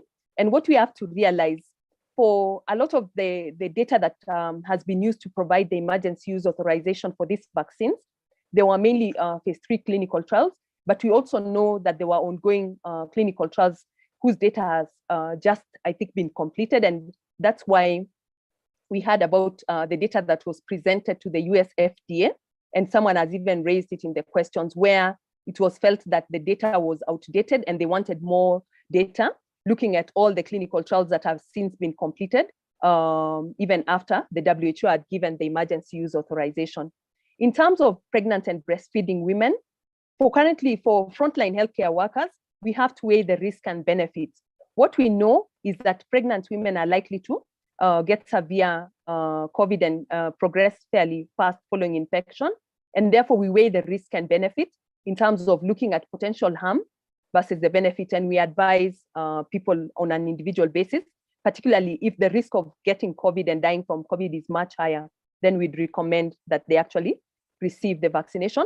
But we have to be cognizant that if the pregnancy is too early, like in the first trimester, then the risks for teratogenicity may be there. But what we also know is that data from the mice studies that was presented as part of the WHO emergency use authorization process showed that there were no teratogenic effects or even events in terms of the reproductive tract in the mice that were using the animal studies. So this question has come repeatedly in the Q&A, looking at, can you vaccinate someone who currently has COVID-19 or who has just recovered from COVID-19? And I've addressed it on this slide. So persons who have previously had SARS-CoV-2 infection, you can vaccinate these people because they have recovered. And the reason for this is that we are not testing people as a requirement to receive the vaccine, but we are looking out for symptomatic people who might have symptoms in keeping with COVID-19, which is the second criteria. So people who have recovered can actually receive the vaccine. And when you look at the guidance from other jurisdictions like the UK and Ireland, who are using similar vaccine, they recommend a duration of actually 4 weeks after a positive COVID-19 test. And this is because if you give it much earlier than that, you might have a very robust immune response, and the person might have exaggerated side effects. And therefore, a period of 4 weeks is what is advised, to wait a period of 4 weeks after recovering from COVID-19. If someone has COVID-19 currently, we are not recommending that they receive the infection until they're fully recovered and they've recovered from that acute illness for the same reason. So people who probably were infected much earlier or last year can come for their jab. But if someone is currently recovering, we would want the 4-week interval before you come for that. And also the 4-week interval is because following natural infection, you have some antibody response.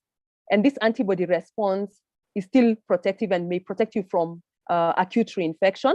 But we don't know the durability of those antibody response. And that's why the period of about 4 weeks waiting before receiving the vaccine is important. Persons who previously received antibody therapy. So for some of the people who are going into ICU, they require immunoglobulins and monoclonal antibodies as part of their therapy. And for this group of people, you have to wait 3 months from that antibody therapy duration to receive the vaccine, because it's thought that some of those antibodies would actually impair the development of the immune response. So a period of 3 months or 90 days is recommended. So in terms of our phased approach for delivery of COVID-19 vaccine in Kenya, this I obtained from the task force deployment plan, and probably Dr. Aya will also have this slide, so I apologize in advance. But basically looking at this prioritization, it was because we have a constraint. The demand for vaccines is much higher than the supply, and the country is planning to vaccinate 30% of the population within a given period of time. Most of the vaccines have been obtained through the COVAX facility, but the government is also paying for 10% of the vaccination. So trying to come up with a rational way of vaccinating or reaching the 30%, and this is what is currently envisaged. So you have phase 1 and phase 2 that seem to have merged at the moment, and then we have phase 3. So in phase 1, you're looking at frontline workers, including healthcare workers, teaching and non-teaching staff in educational institutions, where University of Nairobi falls under that category. Then we have the uniformed forces, police, military, and prison. And then we have, I think, the clergy and instructors in religious institutions. They've been prioritized. And the rationale for this is that due to our day-to-day engagement and the number of people we interact with, we are really providing a critical service, but you're also at risk because of our occupation of getting COVID-19. And that's why we have been prioritized within phase 1. In phase 2, and I've seen a lot of Q&A questions, these are people who are at high risk of getting severe complications following infection with SARS-CoV-2. And these are individuals who are older than 50 years, and Lois had this slide on her presentation, and individuals who have other chronic illnesses or comorbidities. So this would be people who are older than 18 years, and they're living with cancer, diabetes, sickle cell disease. This question has been asked repeatedly. So this is the answer. Chronic lung disease, cardiovascular disease, of which hypertension is included here, renal disease, HIV, tuberculosis, obesity, neurological conditions, and blood disorders. So those group of people, because of the likelihood of dying should they get infected, have been prioritized. And we currently know that for this phase 2 that has been expedited into phase 1, we are targeting individuals who are older than 58 years of age. And then within this group also, we have individuals working in the hospitality industry and tourism industry, really to reopen the economy. And then phase 3 is people who live in crowded settings that would put them at risk of rapid acquisition following introduction of COVID-19, because we know they cannot socially distance by virtue of where they live. And then related to this, again, other groups of people, and this is related to reopening the economy. So individuals working in entertainment, restaurant, retail, and banking sector. So this is the deployment plan and prioritization that has been developed for the country.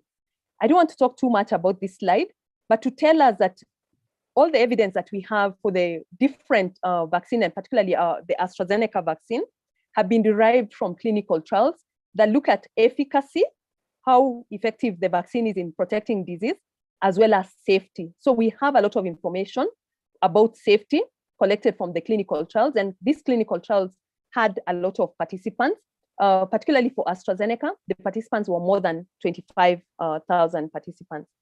So we talk of what is called adverse event following immunization. And this is any medical occurrence which follows immunization, even if you cannot at that point in time pinpoint a cause-effect relationship. So there's no causal relationship. And it can be a symptom, a sign. If you go to the lab, you may find a lab abnormality or a disease. So all these categories are considered to be adverse event following immunization. And this comprises part of the safety monitoring that we want to collect information. And this information was already collected from clinical trials. But even as we roll out the vaccine, if you have any side effect, then we'd consider it as an adverse event following immunization.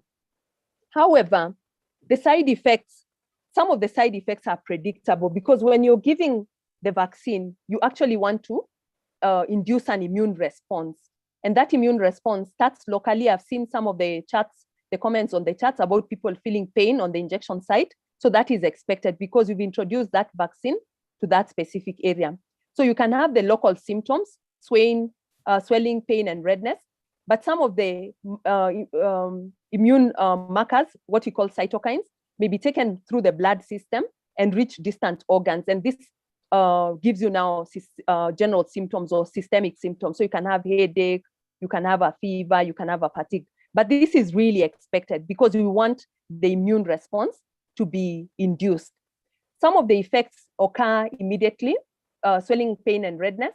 Some of them may occur immediately, again, because they are transmitted through the nervous system to the brain, but some are transmitted through the bloodstream, like we've seen, to very distant organs. So again, this is really what we expect. And therefore, even when you're talking about having pain, having fever after vaccination, we should expect and anticipate that. So looking at what do we know about the AstraZeneca vaccine that some of you will receive, we know that some of the side effects would consider them as common, occurring in between 1 and 10 people. So headache, nausea, that's feeling like to vomit, being tired, having aches and pains, having fever or shivering, and then having pain at injection site and warmth and redness, as well as even itch. You may feel itchy on that arm. It might be swollen or it might change color. Some people between 10 to 100 during the clinical trials were noted to feel they were actually vomiting. And then some rarer side effects, which occur in more than between 1 in 1,000 people.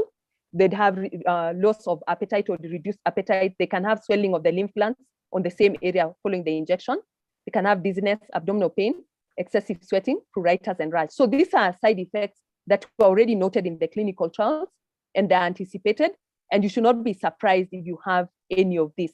But you should be worried if, for example, maybe your headache persists, is lasting longer, maybe developing the second week or in the third week. We've actually had cases of people who, following vaccination, maybe a week later now, they started coughing, they started having fever. And then when they went for the COVID test, their test was found to be positive. So chances are, because we are not testing people before they receive the vaccine, they were already exposed, they were already in the phase of developing the illness, and then the vaccine, giving the vaccine has just unmasked it, or it was coincidental that they received the vaccine, but yet progressed on to develop the COVID-19. So we've even had of some of the politicians who've gone ahead. So we are not saying that the COVID vaccine gives you COVID, but it's just coincidental that they received the vaccine and a few days later, they developed symptoms of COVID. But we're not surprised because this vaccine is being rolled out in the midst of a third wave. So in terms of safety and monitoring, I'm coming to the end of my presentation. The Pharmacy and Poisons Board has developed an online system that's called Pharmacovigilance Electronic Reporting System. And this is the link, it's available online. People can report, healthcare workers can report, as well as even individuals or lay people can access this website and report their symptoms. But what we are encouraging, because the university is developing a very elaborate plan for deployment of the vaccine, we want you to report through the university mechanism. You can visit the facility. I know maybe we'll be told about the process, but it's good to report so that even the healthcare workers who are looking after you are aware that you might have developed some of the side effects that would be concerning to you and were not some of the ones that I've already talked about in my previous slide. So just one slide about efficacy and effectiveness. And I added this slide because I saw it came on the Q&A in the chat. So when you're talking about efficacy, this is at the level of clinical trial. And we're looking at what is the degree to which a vaccine prevents disease and possibly transmission under the controlled environment of the clinical trial. And you're going to compare the people who received the vaccination versus a group who received what is called a placebo. So they didn't receive the active vaccine, but something else. And you want to compare rates of infection between the two groups. And one of the things you have to remember, the antibody response following immunization occurs several days, up to maybe 22 days, 14 days, 22 days after first dose or even second dose. Fully developed antibodies are after the second dose. So when you're comparing the vaccinated group and placebo group, you might even find some people in the vaccinated group still developed infection because at the time when they were being, they got exposed even before the antibody had been formed in the body to protect them, because this is a process.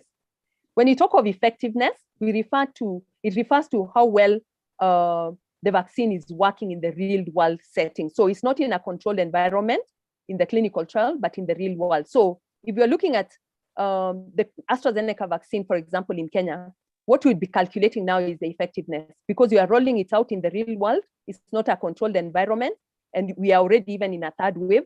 So we can actually say to what extent it protected people after deployment within our setting. So one of the example of, for example, the efficacy is the Moderna COVID vaccine has an efficacy of 94.5%, while the Pfizer one has an efficacy of 90%. So very high efficacy rates, but this one in the clinical trial. So coming back to our AstraZeneca vaccine, and I added this because someone asked in the Q&A, it currently has an efficacy of about 63% against symptomatic SARS-CoV-2 infection. And this was from the clinical trials done in the UK, Brazil, and South Africa in patients who received 2 doses. So what we also know from additional data after subgroup analysis is that no vaccinated persons were hospitalized from 22 days after dose 1 compared to 14 unvaccinated persons who are hospitalized after COVID-19 in the same time frame. So what this means is that in terms of protecting against the severer forms of disease, it was actually, the efficacy was 100%.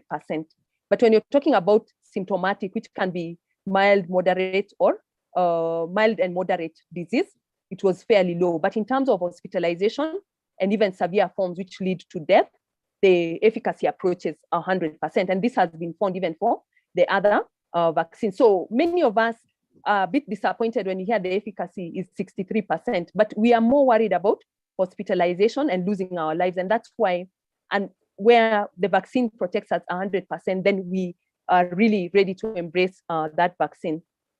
And newer data actually has shown that the vaccine efficacy was much higher when the dosing interval was extended to about 12 weeks.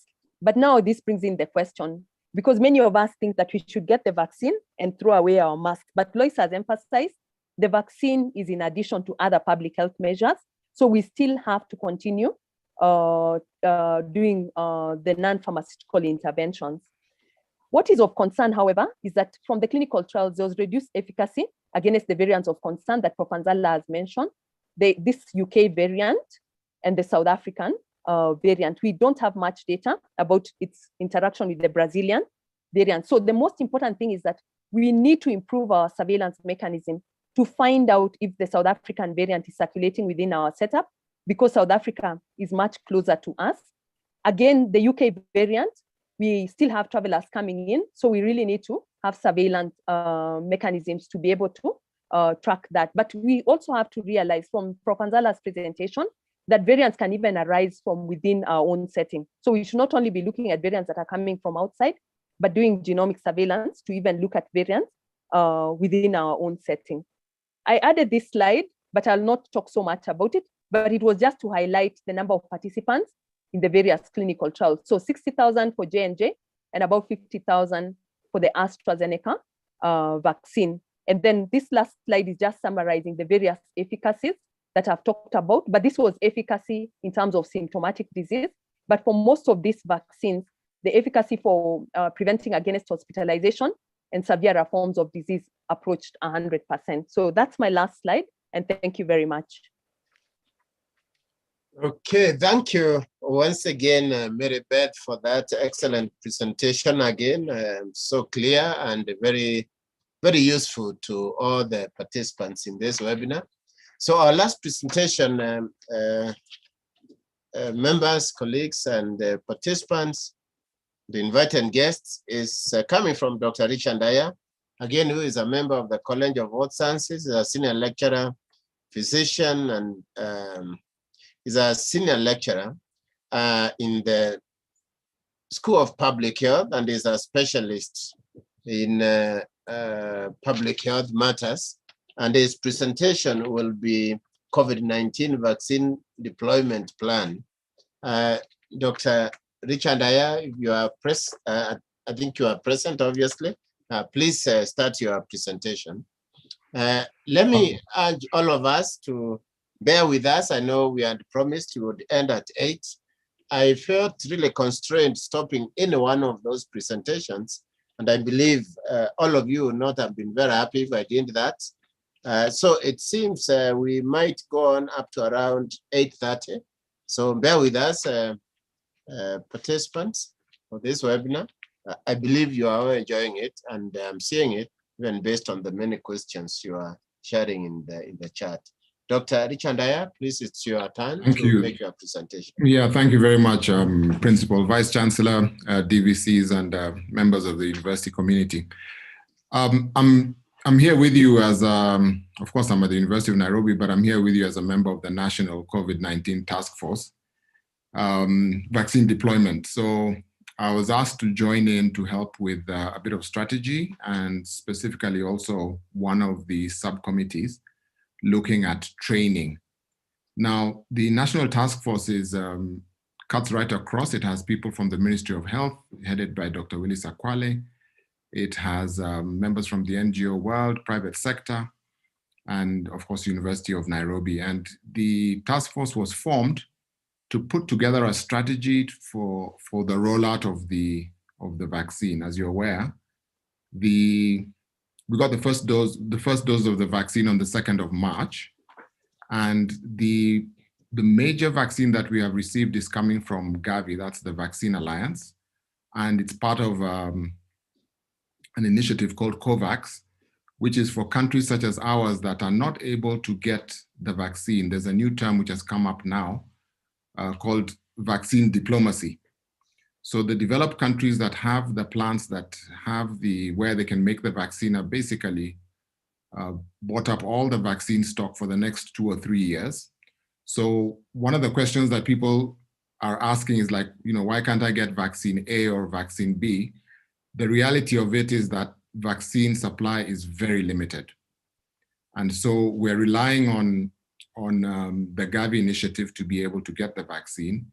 And as has been mentioned, one of the issues around the vaccine is that it isn't available on the market. You can't buy it.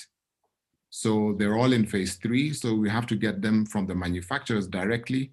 And they're still under this clinical trial bit. So there isn't vaccine to buy. So that's the first thing I think to note. So when we got the first vaccine that was coming, the plane that was coming into Africa, Kenya got 1.1 million doses. And that is under the plan that we submitted to Gavi. This was for phase 1. And Dr. Maritima has presented the eligibility. The estimate was that the frontline health workers, together with the teachers, would be about 1 million people, and that's the dose that we got. Subsequent to that, we all had the announcement that we're merging a little bit of phase 2 into phase 1, and the decision was made that what we would do would be that it's supposed to be 2 doses. We would give out the entire 1 million doses as we wait for the next consignment of doses in the middle of April. So that's the strategy. Give everybody 1 dose. We know that that will prevent severe disease, as has been explained. And then within the 8 weeks, we'll have gotten the next batch of doses, and then we can give them out. So I think it's important because the perspective that I'm taking is a public health one. When we're listening to this, most of us, if you haven't had the vaccine, you're probably thinking, okay, so where am I going to fit into this? And where does my family fit into this? I think it's important to have the rollout in the sense that let's get the people who are most at risk. Those are the frontline people who interact with a lot of people. And then those who are most vulnerable. My 10-year-old son or my 18-year-old son, if they're not vulnerable, really, they don't need the vaccine right now. The plan is to have a 2-3 year rollout, which again upset a lot of people because they're like, we're going to take 3 years to do this. I think a lot of it is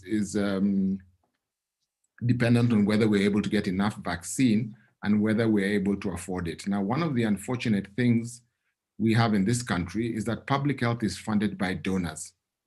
And so one of the constraints we're dealing with in the task force is that we're trying to put in a new program of vaccine over an existing immunization program, which we must not allow to collapse or even to slow down. That is the immunization that children get. So we're plugging in this new one. And so the strategy was that we would roll out the vaccine mainly in level 4, that is the major sub-county and county hospitals, and also private sector hospitals, level 4, 5, and 6, which are about 650. Why? Because those are the ones we believe have the capacity to be able to continue doing regular immunization and carry out the COVID vaccine as well, as opposed to the lower facilities that usually only have 1 nurse providing the service. So there's a real capacity issue that we need to address. So what we've done so far is that we started off immediately the vaccine came in, we started off with a training. So we trained just over 600 TOTs over literally in the first 4 or 5 days.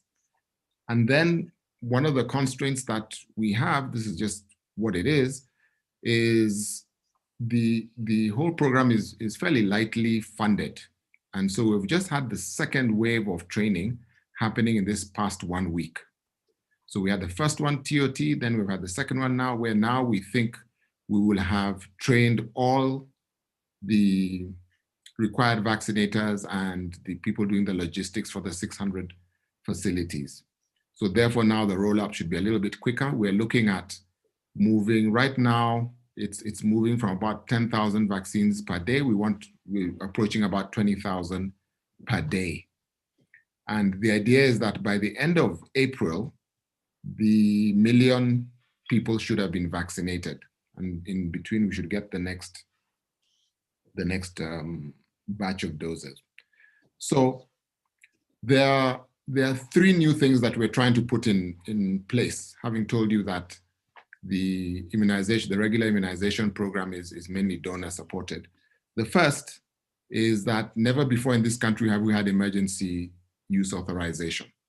So that was something totally new. And you've seen what has happened with the introduction of Sputnik as well, and even for AstraZeneca. We had to receive this information. PPB had to go through it and then give the authorization for this country. And related to that is the issue of indemnity around adverse effects and so on. So Gavi has an elaborate mechanism. It's called a no-fault compensation for compensating anybody who suffers from adverse reaction. Now, the numbers are that by the time we roll out the full vaccination, the statistics are that 2 people will have very severe adverse reactions and may even die out of the millions we'll end up vaccinating.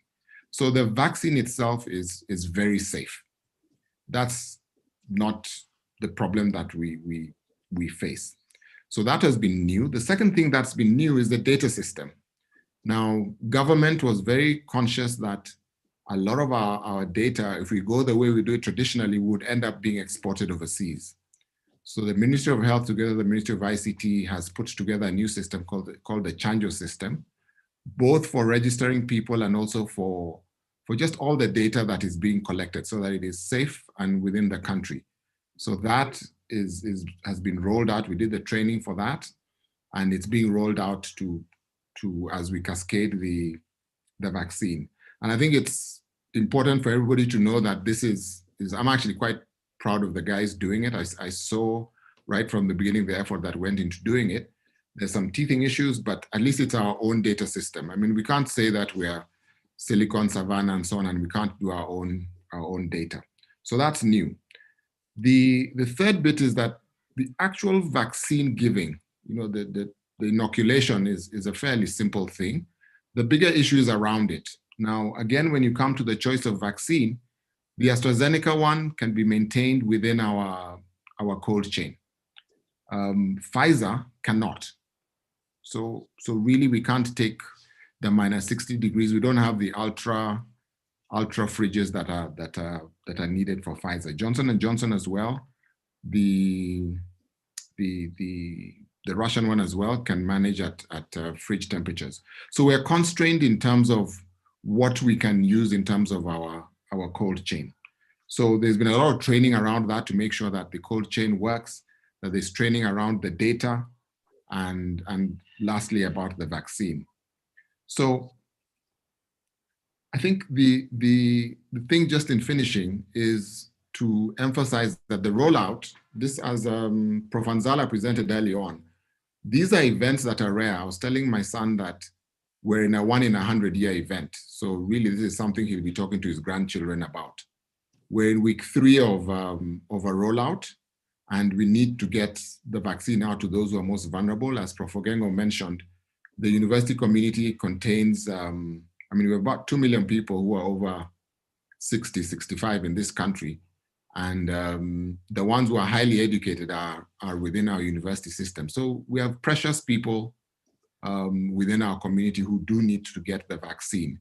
And I think the context that we have is one where we have to realize that the efforts that the CMO, the principal, and the vice chancellor have made are within a very constrained environment. There really isn't a lot of money available to roll out the vaccine. There isn't a lot of capacity, even from what Dr. Lois presented, even within the hospitals. There isn't a lot of capacity to carry out the vaccination. So we're working within a very narrow space. And I think it's something that we just need to encourage the health workers to put in the effort. It's not quite easy, but it's the way I look at it, there's a lot of fun in terms of trying to get the systems to work. I think finally, Principal, just to finish up, the last thing I would say is the vaccine, the role of the vaccine now, as was presented by Prof. Nzala, the vaccine the virus cannot jump. And therefore, in terms of the strategy, the physical distancing is super effective. You're talking about 90 to 99% if you're physically distant from the next person. The mask does like 80 to 90% after that. So you combine those two, and then you add the vaccine at the 90% or so, you're talking about a lot of safety. But to get everybody vaccinated, the period of time is going to be 3 months, 4 months. So it means that the vaccine has some use in this wave, but really we are talking about protecting a lot of people for the next wave. So we do need to take care now using the other measures that we had. And then the vaccine will kick in later on in the year in terms of the protection that it'll offer. I'll stop there, Principal. Yes, thank you, Dr. Ayaz Richard. So once again, much appreciated for that. Again, so clear and so relevant. All of you, colleagues and eminent scholars in my college, so proud of you as a university. And so therefore, participants, let us quickly move to the next session, which I know you're anxiously waiting. That is the session on questions and the answers. And if I may, I'll request my co-moderators. The first one is Dr. Muyondi, who has been compiling and preparing all the questions directed to Professor Nzala. To be fair, therefore, I would suggest that we shoot at least, let's say, 5 questions to each of the 4 5 questions to each of the 4 presenters first as the first round. So, Dr. Muyondi, are you ready for Dr. Nzala with the first 5 questions? There yes, you are, so please proceed. Good evening, everybody. I'm very honored to be here amongst my teachers and the entire university community. So without taking too much time, I'll move on to the questions that I managed to sample for Professor Nzala, though the other speakers can also jump in when necessary. The first question is, someone asked, how can one tell if the vaccine is effective? And in the same line, is there any role for antibody tests after vaccination? Okay, 5 of them, please, in a row so that we move faster. Yes. Okay, so and then how long does the protection last once you're vaccinated? The next question is, for the diagnostic escape variants, are there any modalities we can use to be able to pick these patients? Because now the current testing options will come back as negative. And the dominant, someone wanted to know what is the dominant variant in Kenya, and is it the same one that we are seeing during this wave, or has it changed? Then next question was, at the moment the vaccine we have is injectable. Are there other preparations in the pipeline, maybe oral or nasal, and Prof's thoughts on those other preparations? We also have a number of questions about missed or delayed second dose. What happens if after 12 weeks you don't get the second dose of the vaccine? Do you start again, or what input will Prof have on that? Yeah, and I think lastly, for the long haulers or the patients who are prolonged shedders, and as far as managing these patients, how soon can they return to normalcy if someone is shedding the vaccine for 45 days? And is there any role for continued testing if they are symptomatic? Thank you. Thank you, Dr. Muyondi. So, Professor Nzala, that's your first set of questions. Please take charge and respond to them. Professor Nzala. Yeah, thank you.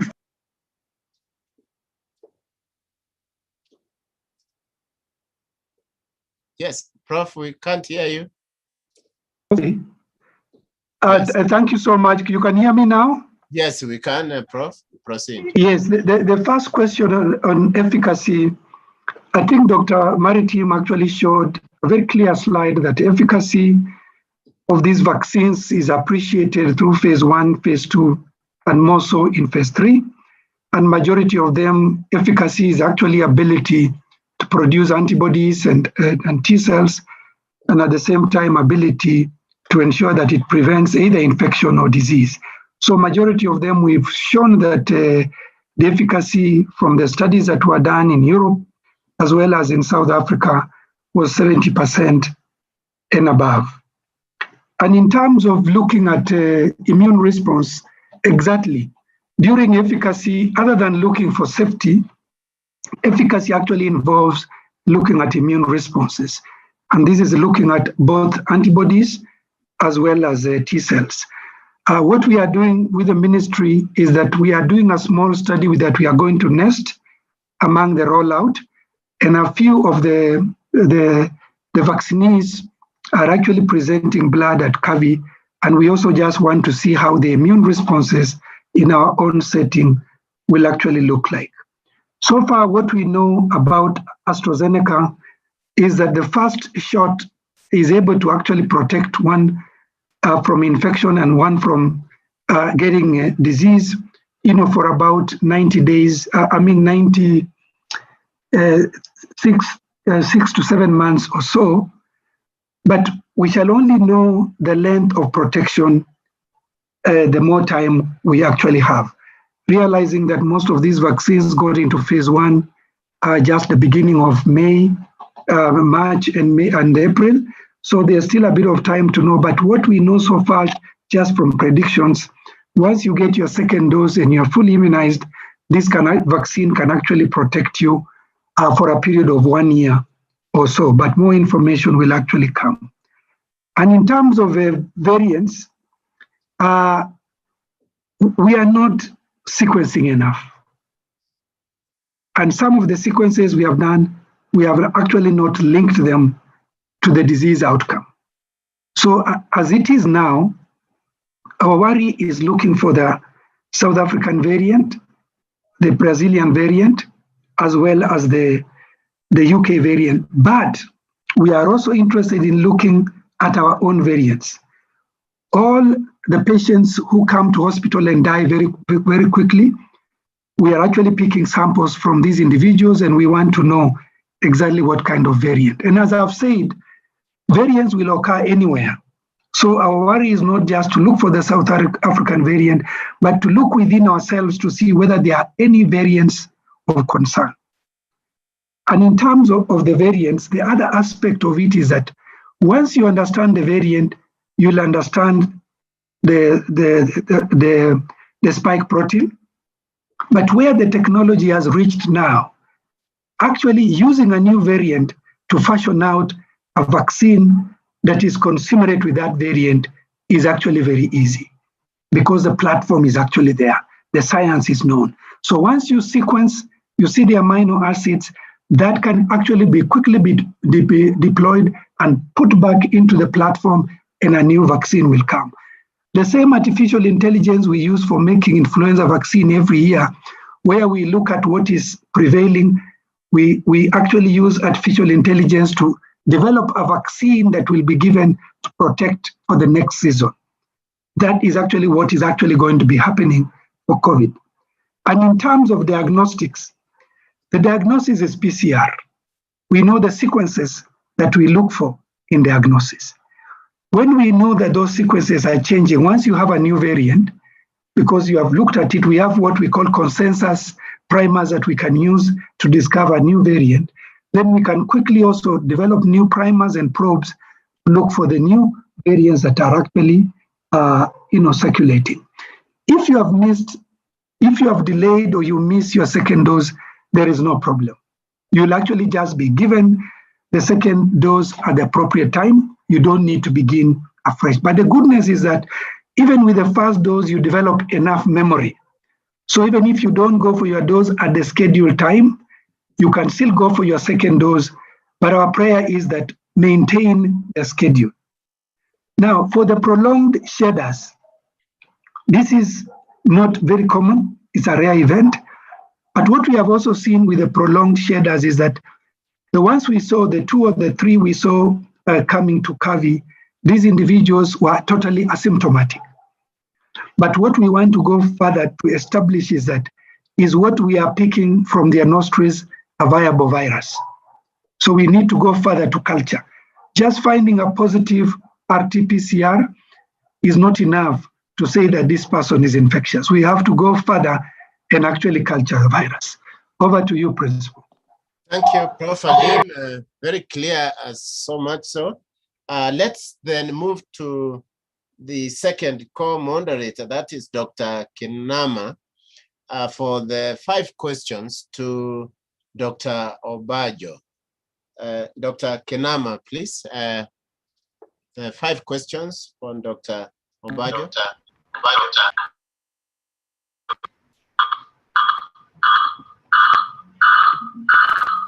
Okay, thank you very much. Yes, there is some interference from devices. Yeah.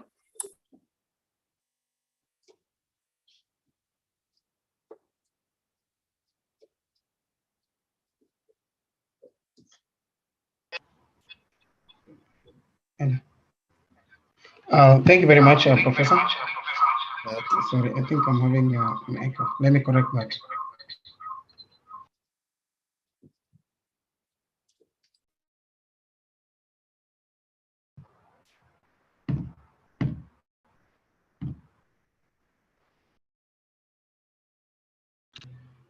Okay, thank you very much, Professor.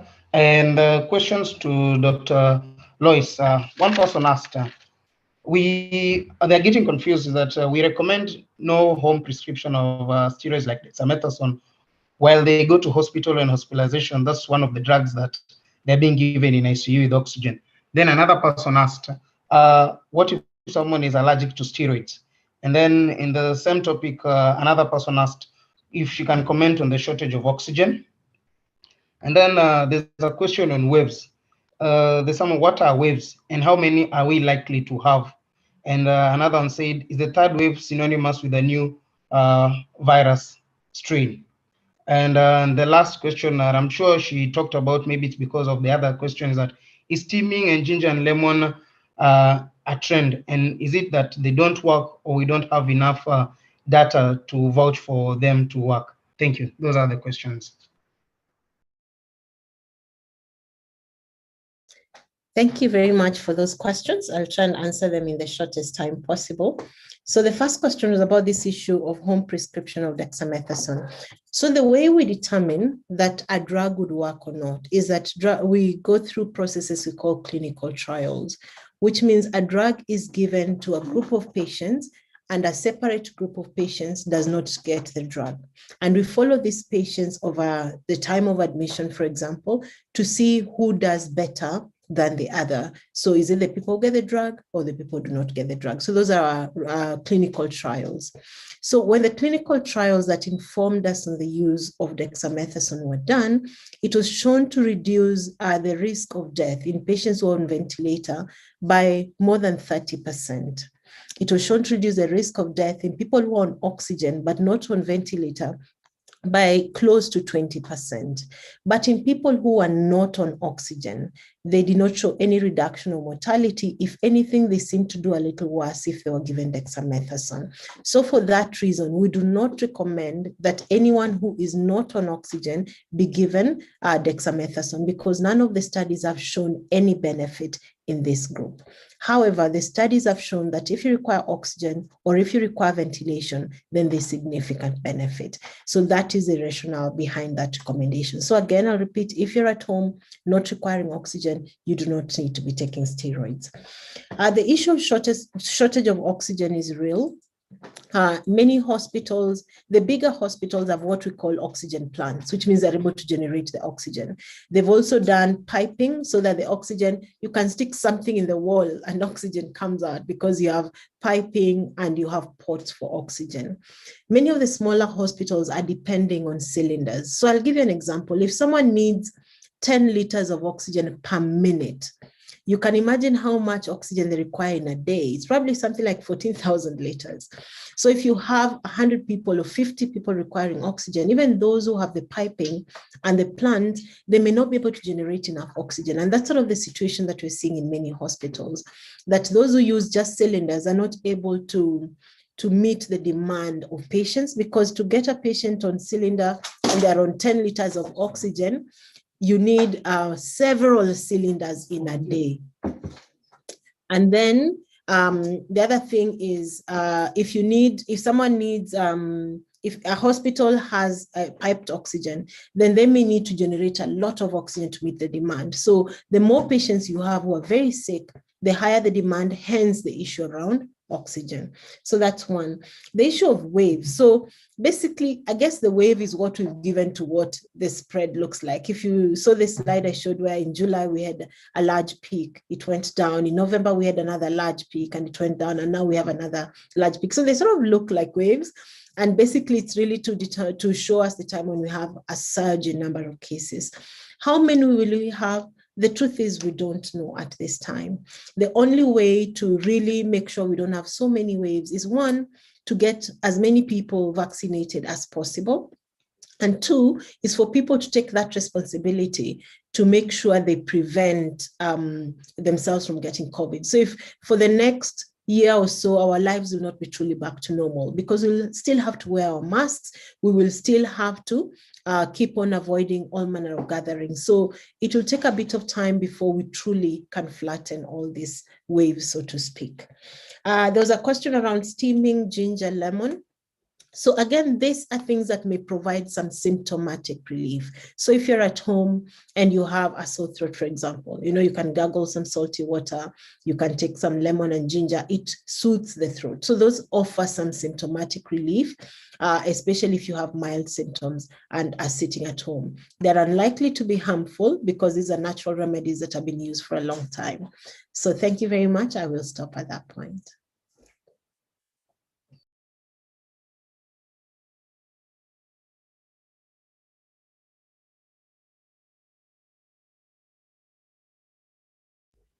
Prof, you're muted.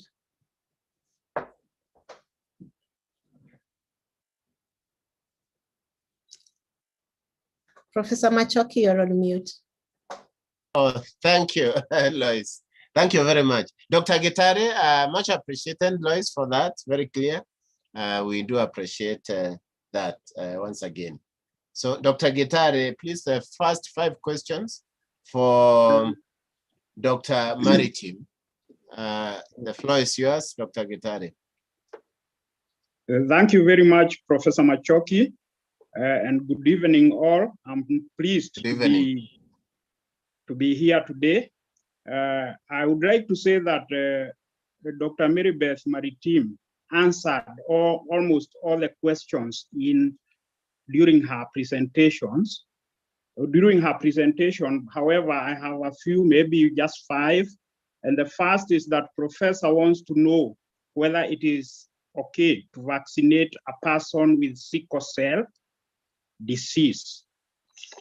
The second question is from Joshua Munyoki, who wants to know whether the vaccine protects for all the strains that are known or in circulation. The other question is from Liz Mweni, who asked whether you need a second vaccine if you get COVID-19 infection after the first vaccination. The other thing is that Judith Akolo wants you to comment on whether there is danger in vaccinating immunocompromised clients. Thank you very much, Dr. Marybeth. Okay, thank you, Dr. Gitare. Dr. Marybeth, please respond to those questions. The floor is yours, Marybeth. Yeah, thank you so much for those questions. And I believe I tackled most of them in the presentation. So the first question about vaccinating patients who have sickle cell, they actually qualify to be vaccinated, and they're actually in that category in phase 2, where they have comorbidities. So this is any sickle cell patient who's older than 18 years. This current vaccine is not recommended for children. So the target is sickle cell patients who are 18 years and older. They qualify to be vaccinated. There's a question about the protection offered by the vaccine against all the current strains. And I had this on my slide that we do not have, the current data that we have suggests that there may be reduced efficacy or protection against the UK variants, which are circulating, which is called the B117 variant. as well as the B1351 variant, which is a South African variant. So it offers protection, but from the South African clinical trial data, the efficacy was reduced to 23%. So very reduced level of efficacy in the South African variant. And as many of you are aware, South African are using now the J&J vaccine. And that's why I mentioned that we need to enhance our surveillance so that we can even know to what extent we have some of these variants in circulation. There's a question that has been asked about if someone recovers from COVID-19 after receiving the first dose, whether they require to get an additional dose. So this vaccine is given in 2 doses. The first dose acts as a primer. It primes the immune system. And then the second dose acts as a booster. So current evidence that we have suggests that if you recover from a natural infection, then you would require probably 1 dose of the vaccination, but still from the manufacturer's recommendation, they still recommend 2 doses. So we are still awaiting for newer data regarding that. But as it were, it seems that we may require 1 dose, but what the manufacturers recommend is actually to administer the 2 doses as per what they found in the clinical trials. Then I've forgotten the last question, but I think I've answered most of them. Maybe. Yes, Dr. Mary Beth, the question is asking whether there is danger in vaccinating immunocompromised clients. It is from Judith Akolo. Okay, thank you for asking about that question. So there is no danger in terms of that the virus can cause harm, because the virus doesn't replicate, it doesn't change when it enters the body. It just carries the genetic material. It carries the genetic material for which it's translated. So it has no harm. Unlike, for example, if you are using a vaccine, and I know there are some COVID vaccines attenuated, what this means is that they are part of the virus, the SARS-CoV-2 virus, but they are killed through some process. So they are live viruses, but they have been diminished. Their effects have been diminished. But we're not deploying that vaccine. I think some of the Chinese vaccines use that mechanism. But the current vaccine that we are using has no potential harm in terms of causing disease in the immunocompromised. What I mentioned is that we don't have a lot of data from clinical trials to tell us how much immune response would be elicited by using the AstraZeneca vaccine in this group of people.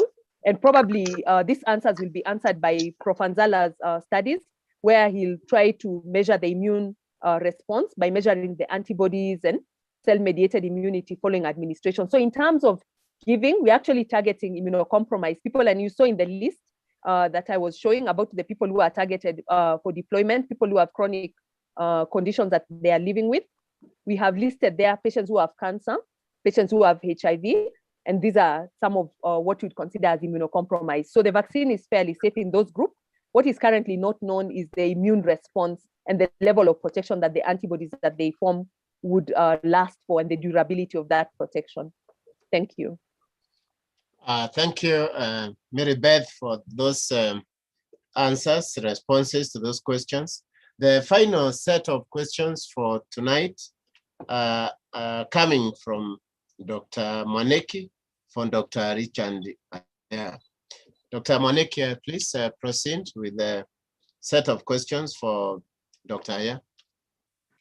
Thank you, Professor Mashoki. What I have done is that I have collected these questions and posted them on the chat as well. So the participants as well as Dr. Aya can look at them as they read through them, and in case they forget about anything, they can look at them again.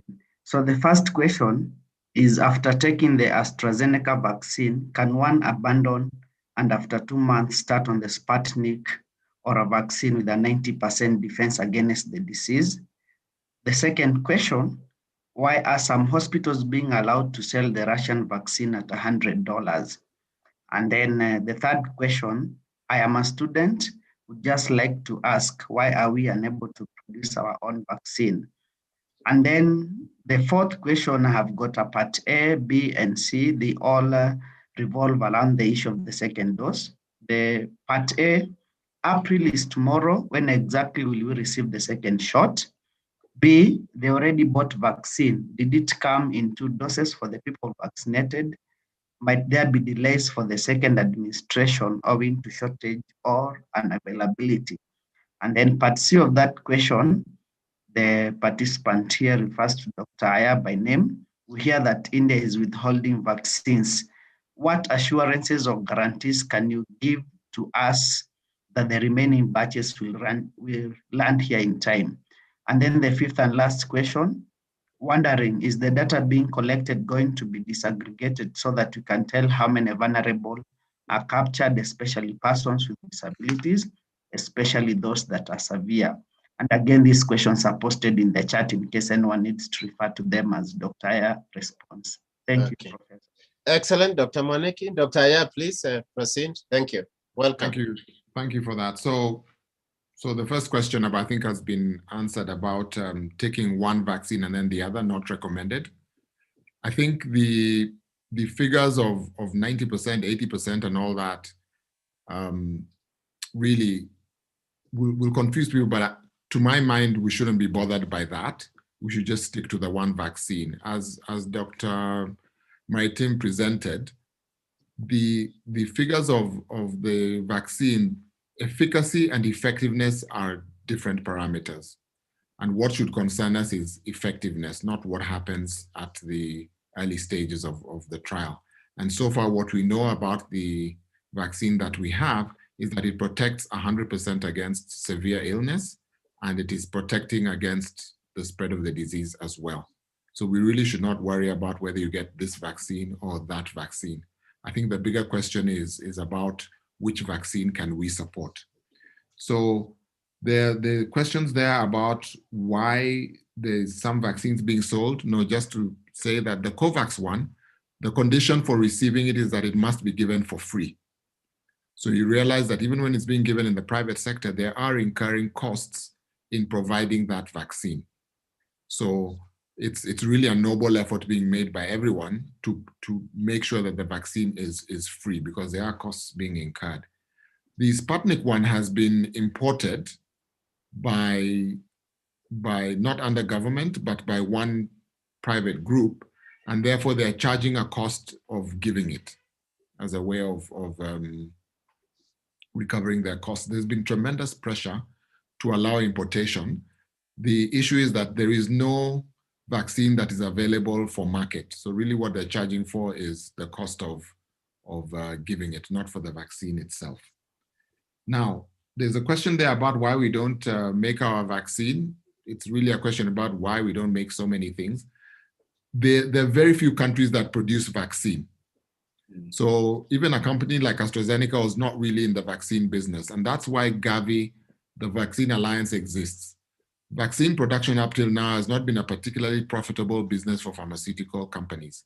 And so very few of them make it. And you realize that a lot of the vaccines that we have, it's really developing countries that need it. You know, places like the US and all that, they got rid of a lot of these diseases a long time ago. So there are very few countries that make vaccine. India is a big manufacturer now. The US does it, the UK as well. But really after that, there's not too much that is going on. But as Prof. Anzala was saying, a bit of investment here and there, and we could be making vaccine. I mean, the Johnson plant is in South Africa, so they are making the vaccine there as well. Now, there are questions around a fear of second dose. Now, like I said, the decision was made to make sure that all the vaccines are given out, the 1 million that we got. Now, there's several reasons for that. One is to get coverage. Secondly, in order to make the vaccine as simple as possible, it doesn't have a preservative in it. So it expires within about 6 months. So we really do need to give out the vaccine. So the decision was made that we would not hold a second dose for people. So we are expecting the second dose to come. Yes, April 1 is tomorrow. We still have another 28 days after that. So the expectation was that we would learn about the vaccine within the first week. Now, the context is this. There's a big scramble for the vaccine. We're under COVAX, and they book the schedules that are being made every single day. So last time we received word, I think the notice was less than a week, that next week you're going to receive the vaccine. It arrives on Tuesday. And so we don't have a lot of sight to say that we're expecting the vaccine on the 18th or the 20th. What we expect is COVAX, UNICEF, WHO will tell us, yes, it is coming, and it is coming from most African countries. So we're there with Ghana, Rwanda, and everyone else. So we do expect it, even though there has been some concern that India was holding back. I expect it's going to be resolved because that's part of international diplomacy. It's not Kenya alone that is under that. So I do expect it to resolve. We're not looking at too many doses. It's just 2 million for Kenya. The last question is about data. The platform allows disaggregation. Now, one of the things is that when you're talking to scientists, they love data. So they want to know, is that being disaggregated by people who are left-handed, 58-year-olds, 59-year-olds? What we're doing is that the Ministry of Health has put together a basic chart, just giving the numbers every day.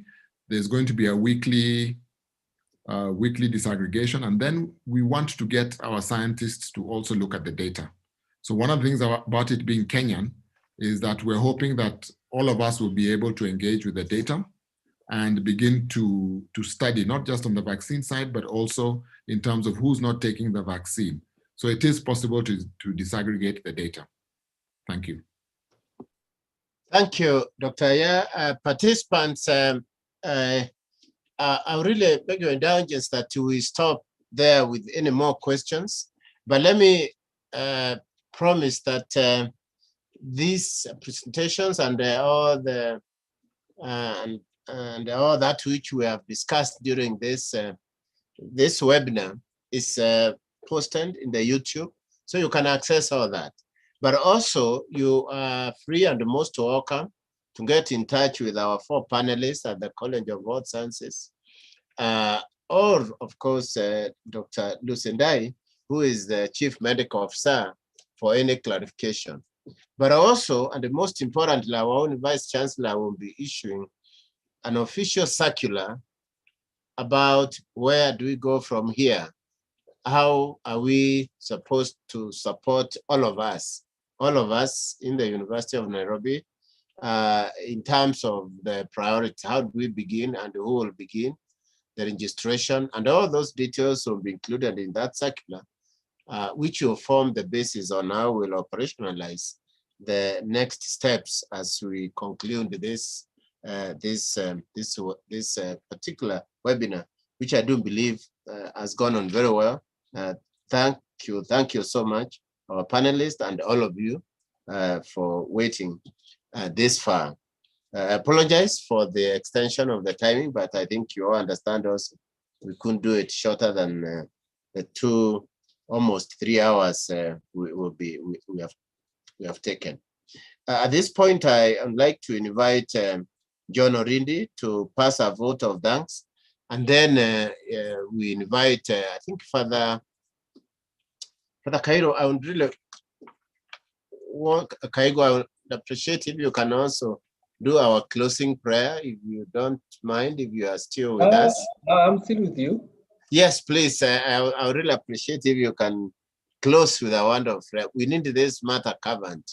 With, thank you very much indeed. Yes, with God's grace and love. Yes, thank you. So, John Orindi, please pass a vote of thanks, and then from there, Father Kaigwa will then close with a word of prayer again. Thank you very much. Thank you very much, Professor Machoki. I must admit that today you've done a very good job. I know you deserve some fish and ugali, and I'll arrange somehow how to get to that fish. Okay, thank you. My role is very humble and very important indeed to move a vote of thanks to all of you who organized this and also who participated. May I first of all appreciate the Vice Chancellor, Professor Kiama, for being the initiator of this process and also for supporting the coordination of vaccination rollout at the University of Nairobi. Professor, if you have fallen out or if you are still there, we appreciate you and thank you very much for the remarks that you gave today. I also want to appreciate the Vice Chancellors who are here with us, Professor Ugengo, also for your remarks, Professor Njeru and Professor Atchison also for supporting the process of finance through process of facilitating the rollout of the vaccination process. I want also to take a special opportunity to thank our wonderful panelists, Professor Umwanzala, for your presentation, and Professor Dr. Lois Achieng-Ombajo, Dr. Mary Beth Maritim, and Dr. Aya. Your presentations were very educative and very insightful, and we look forward to engaging you again so that our people should not die of knowledge while you are there. We are very appreciative of the information you have shared with us today. I also want to thank all the session chairs who have supported this. I also want to take this opportunity to thank the participants. Professor Machoki, this webinar was well attended. We had over 450 participants hanging on throughout the session, and that's very good indeed. All the participants, including our students, the principals, university staff, and the invisible participants who are sharing with us at home, we thank you very much for being with us today. To our students, you can say that you are very lucky indeed. You've seen the kind of intellectuals that we have that are facilitating you to teach you. So count yourself very lucky to be at the University of Nairobi, to be facilitated by those professionals who are presented us today. Last but not least, I want to thank everyone and also wish you a happy Easter. We are heading to the Easter, and please take care during the Easter period. Thank you very much. Thank you, Mr. Orindi. Father Kaigwa, please, our closing prayers. We appreciate you also for taking care of our spiritual needs. Thank you very much, Father Kaigwa. Thank you very much, Professor Machoki, and we want also to thank you for everything that you do to keep us awake to our health issues. And Dr. Lucy Muya for her coordination in terms of our health services. May we pray. And as I always propose that after prayer we say amen, and then I will wish you a very good night. Let us pray, and we thank God for this moment. We ask you, Lord, that you would have given us a good moment to share, and we thank you for the incredible knowledge that you give to members of our faculty, that we may be liberated through knowledge. You say that your people perish for ignorance, and we are not ignorant because you have endowed us with a lot of knowledge. Grant that this knowledge may be utilized for the benefit of your people, for the benefit of the humanity, and indeed for the benefit of the staff and students of our university. Grant that these conversations may continue to seeking proper and good resolutions to what we suffer.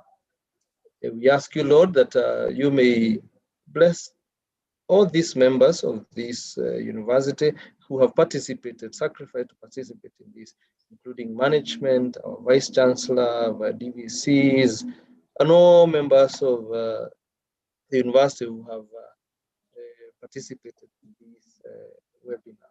We ask you, Lord, that this may be seen to action, and that people may come to witness that they benefited by being healed, by having their own being healed, and by having the society that you have entrusted unto us being healed, both spiritually, physically, socially, and in all aspects of life that you have granted unto us. Grant to us a good night, and since we start Easter tomorrow, grant unto us moments of reflecting about your love for us, that you died for us, our Lord Jesus Christ, and that we may know that you truly promise what is good for all that are created in the image and likeness of God. Through Christ our Lord, all of us, amen. Amen. Amen. Amen. Amen. Amen. Amen. Amen. Amen. Amen. Amen. Amen. Amen. Amen. Amen.